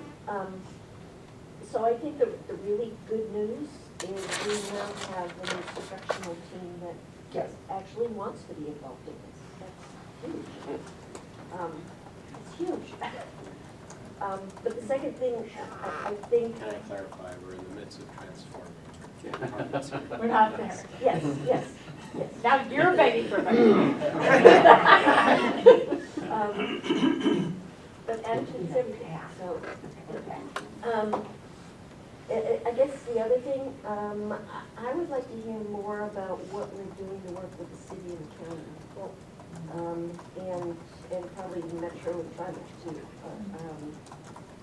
on planning, on, you know, like, why is the county backing away from health centers? What is that? That's crazy money. Well, and I wanted to add on the whole partnerships piece, that partnership doesn't just mean, how can we spend a bunch of money to accommodate something that is part of your mission? You know, partnership should mean, how are you going to join us in a meaningful way in serving these kids who are our mutual responsibility, which means actual investment. And we haven't been very aggressive with that. I mean, there's no reason why a student health center should be, you know, entirely built out by us if we're, you know. I mean, there's a mountain of research on the importance of health centers for students, but also for public health. One last thing, Claudia is such a beautiful model, right? So I think we've never really had more discussions on spaces for those kinds of partnerships and to a smaller extent between university, having some kind of lab space, which could really move us forward. And getting a $15 million investment from some third party is a beautiful thing too. And the 3 or 4 year conversation that preceded that. Exactly, right. It doesn't happen overnight, but. So I just, one last thing, spending the time to talk about Benson enrollment planning. I know there was a lot of conversation during the bond stakeholder advisory committee about, we're building a school for them now, but we don't have an individual plan to get there. And it's the one school that doesn't have a neighborhood boundary, so how do we intentionally think about that planning? And do it in a way that also looks at some of the other high schools that traditionally Benson, or at least recently, has drawn students from. But if we're going to build a school for 1,700, we know that students want to go there. What's the plan to get us from where we are now to there? And my last issue is just, I think, ensuring we keep that there's a group of people at the district level who are continuing looking at this equity, because the more that we build these fantastic facilities, the more there's comparison across neighborhoods of, did we create equitable schools for our students? So that would be my point. And I'm going to ask Guadalupe and Elise if you have items that you want to put on the table. Thank you so much for the time that you spent today. I would only say that I don't think that the facilities we're in the midst of making a reality are so off base that we can't fill them with something fantastic. There's a lot of spaces that are supporting learning now, and there were places where we open doors. I just think we're learning through the process and in continuous improvement that we want to be sensitive to some things. We want to look at this work through an equity lens. We want to make sure there's access. We want to make sure there's parity of programming. It's reminding us that it's not just the building, but what goes on in it. And so what is the central office role in providing guidance to our schools on that? Remaining question around sort of what are those minimum specifications that are non-negotiable. We talked about a range of those just from the physical plant, but they also apply programmatically also. And then we had a lot of conversation around school communities that want some flexibility, but I heard the team saying, and many of those spaces are adaptable too. So as those needs change over time, that there's still room for that. How are we being sensitive to that is going to be important. And then the importance of the instructional specifications are going to be important, and the partnerships, business and philanthropic partnerships are going to be critical for every school, especially our high schools, to provide sort of the robust programming, the CTE pathways, et cetera, that are going to be important. And what we build has to be universal design in nature, and they have to be timeless because players will come and go, and these buildings still have to stand the test of time. But we are noticing a few areas that we pointed out today that I think We want to find some resolution to making sure we course correct in some cases. And I want to make sure that we're doing that along the way, and it's absolutely appropriate that we're learning lessons from each building as we go, so that, you know, we incorporate those into the new design as well.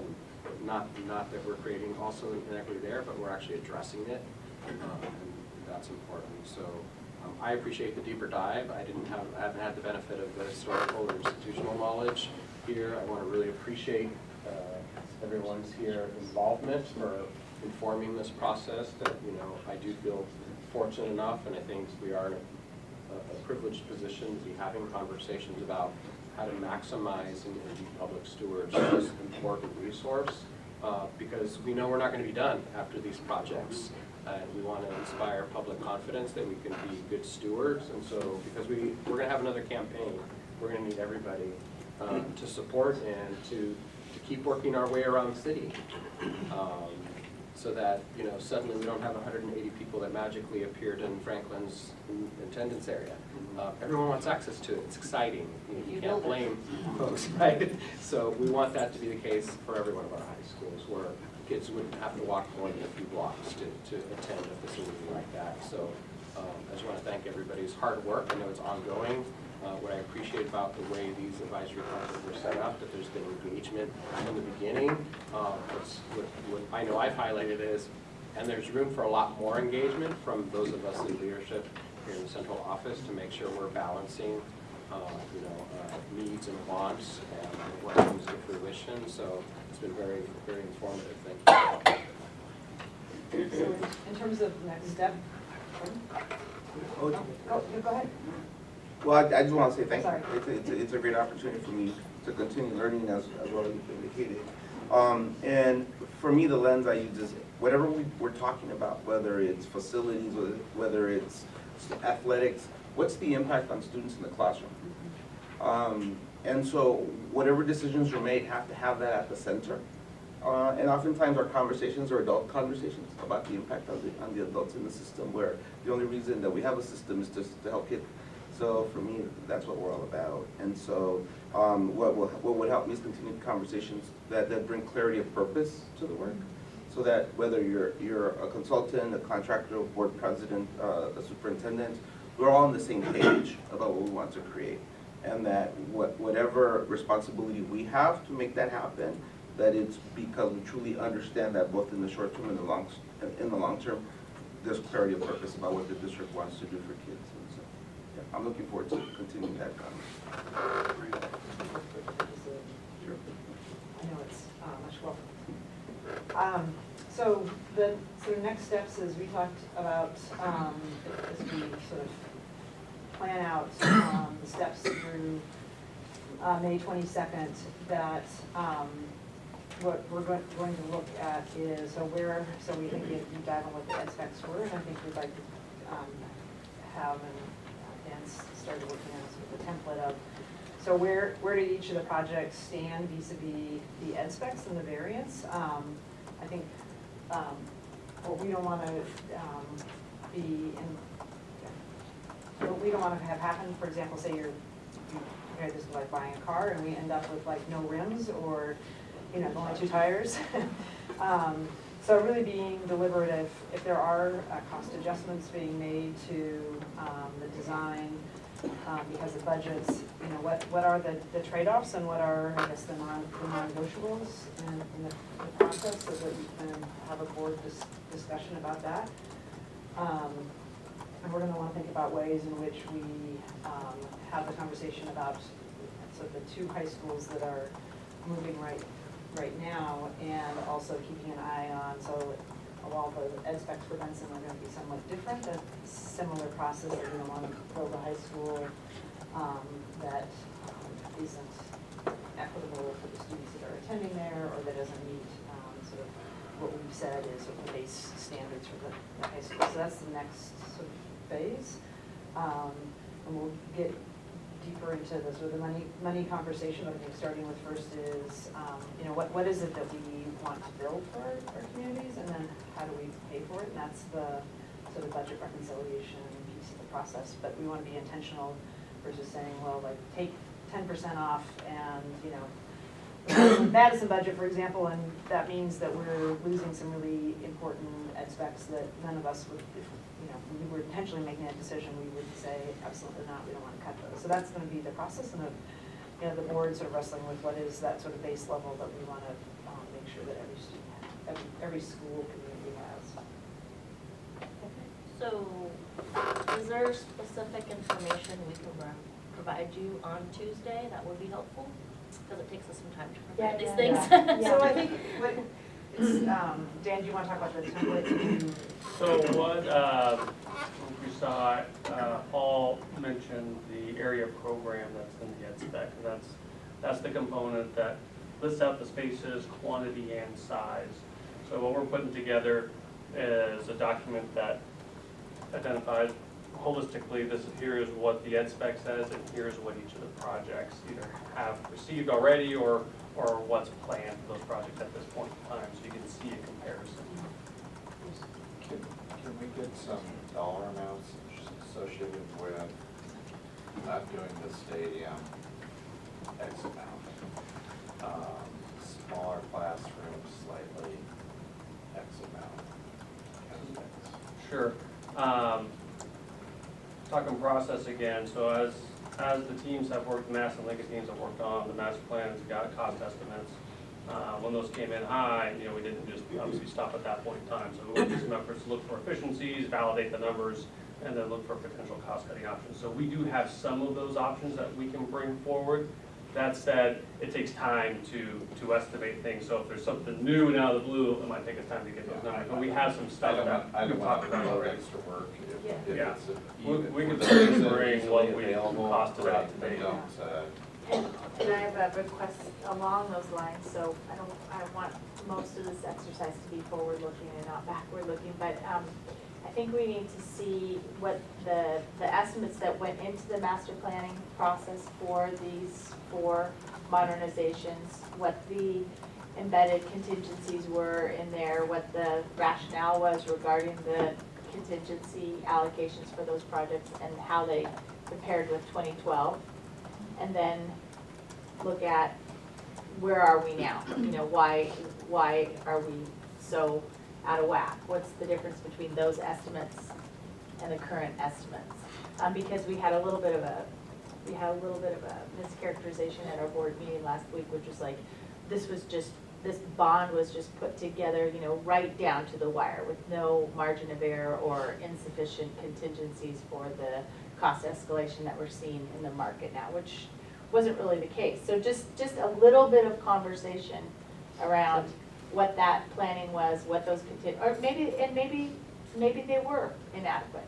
I mean, let's have an honest conversation, but just tell us what it was and where we are now.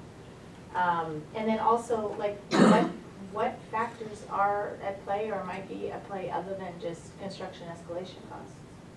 What else is playing into that delta?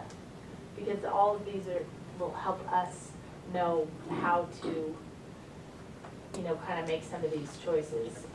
And then also just a little bit about, you just mentioned it, Dan, that you did some of it in this first round of evaluation, but what kind of external cost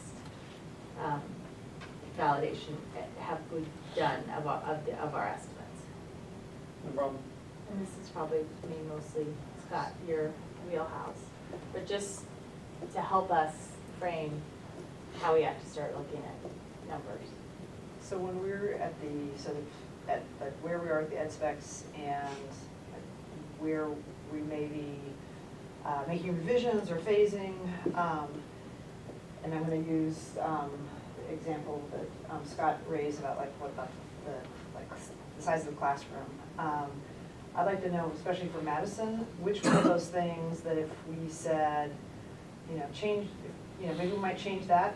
I would like to know really clearly, like, if that's something that then gets the project off track, because I think if we start at the very beginning saying, if we vote on May 22nd, and it's substantially similar to the design, I want to know if we come up with a crazy idea that, like, why don't you do X, and it seems very logical to us, but like totally gets the project off course we You've plan done to do that that. We will tell you, it's okay. You know, the point of being on the school board is you can do crazy stuff. So maybe you could Ask classify which resolution ones, now.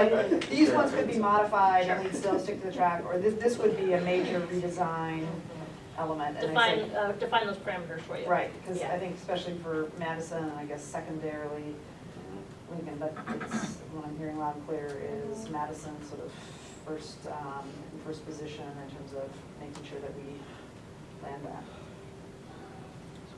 That's helpful. Sorry, Julie, we're Half an close, hour. but, yeah, sorry. Not close. My time management, sorry. Scott owns half of it. So the meeting's adjourned. Thank you, everybody. I think all of you for coming and spirit of sharing. Oh, are you showing me